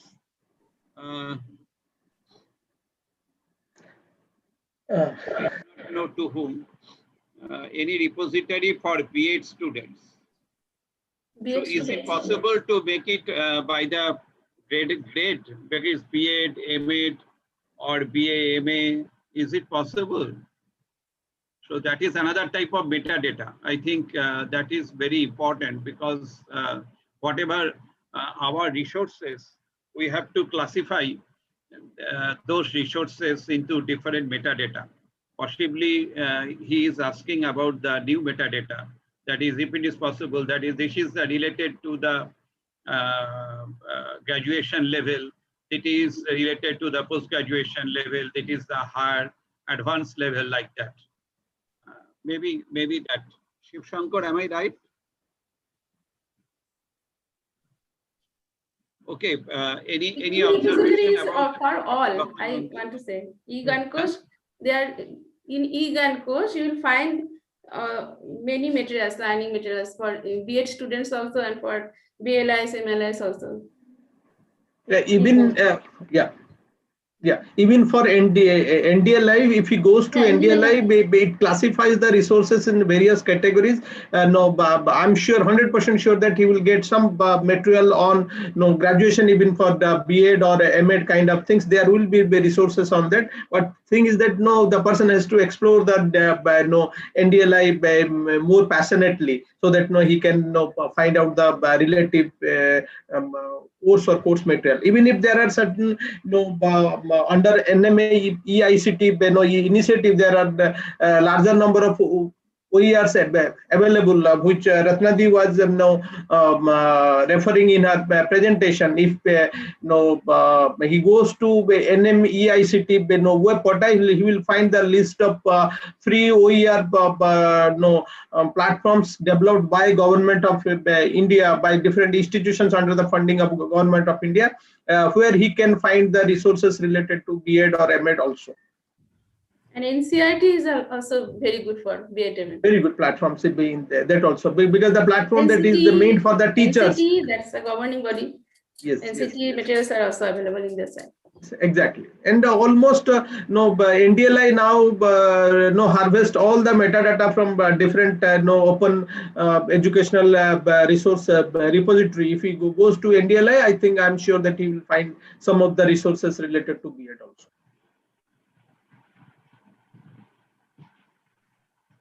So thank you, Professor Satpathy. Any other observation? Any other question? No, I just wanted to before I sign off. I just wanted to tell that at Indian Statistical Institute, because I could see number of my librarian friends are there, or upcoming librarians are there. Indian Statistical Institute Library maintains a idea which hosts several thousand scholarly output of Indian Statistical Institute researcher. If you are looking for resources related to mathematics, statistics, computer science, economics, psychology, sociology, even population studies, you are requested to explore our digital library. And our library is one of the unique library in the country which offers membership to non-ISI people. Non-ISI people, I mean to say, apart from the students, faculty members, or the researcher of ISI, we are open to the general public. If you are a graduate student, you can become, you can take a membership of ISI library by just giving a very nominal fees, and where you can borrow the books from the library, which is unique in the country. No other educational institutions in the country and or libraries in the country attached to any educational institution offer this kind of services. So therefore, if you are and ISI library hosts a large number of scholarly resources. We have almost 3 lakhs documents, plus we have almost all the online resources that are relevant to our researchers. So if you are becoming a member of the library, you will have access to all these resources. Therefore, I request you, if you have time, you visit our library, or for membership details, you can write me a mail. In the chat box, I will give my email ID, and you are most welcome to explore ISI library. Thank you very much, and thank you, Professor Devdulal Dattarai, for giving this opportunity and platform to interact with all of you. It was my pleasure, and I just enjoyed in interacting with all of you. Thank you very much. Thank you, sir. We have only one small program, that is our institute program. So I will present. Sure. That is one dance.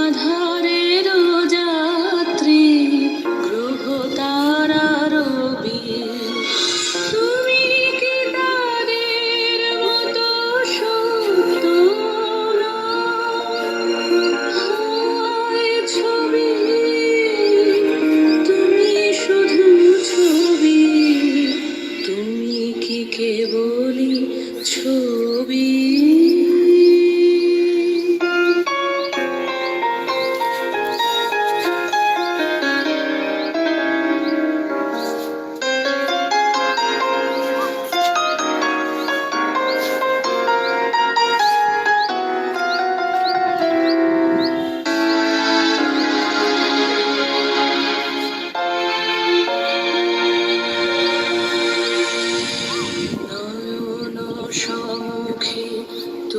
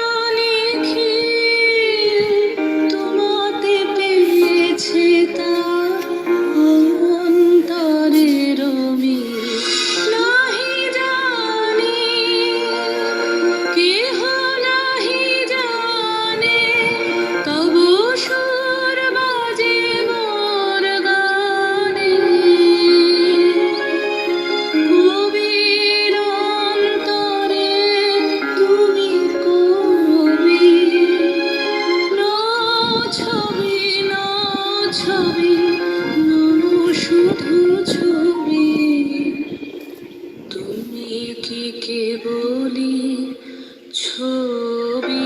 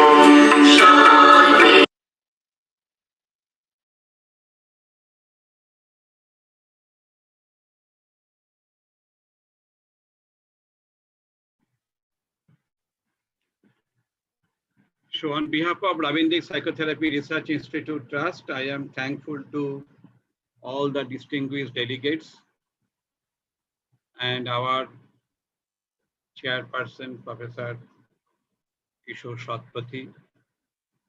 And we are thankful to our speaker, Dr. Ratna Nandi. I hope in near future, you will be with me for our another Sunday webinar. We will present different topics to you. I have given the YouTube link. So if you are interested to get any information, what Professor Satpathy has told and Dr. Ratna Nandi has told, you will get all the information through our YouTube video. So may I close now or to share anything?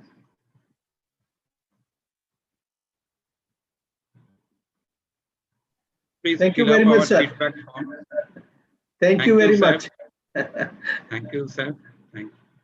Thank you, madam. Thank you. Thank you. Now I have to pray. Please close your hands. Om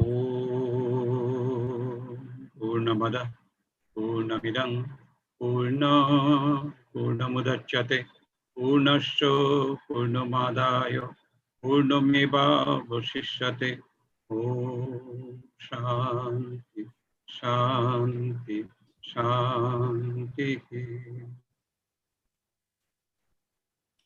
So you will get the certificate. So please you fill up the feedback form and the registration form. Okay. Now I am ending. I am closing the webinar.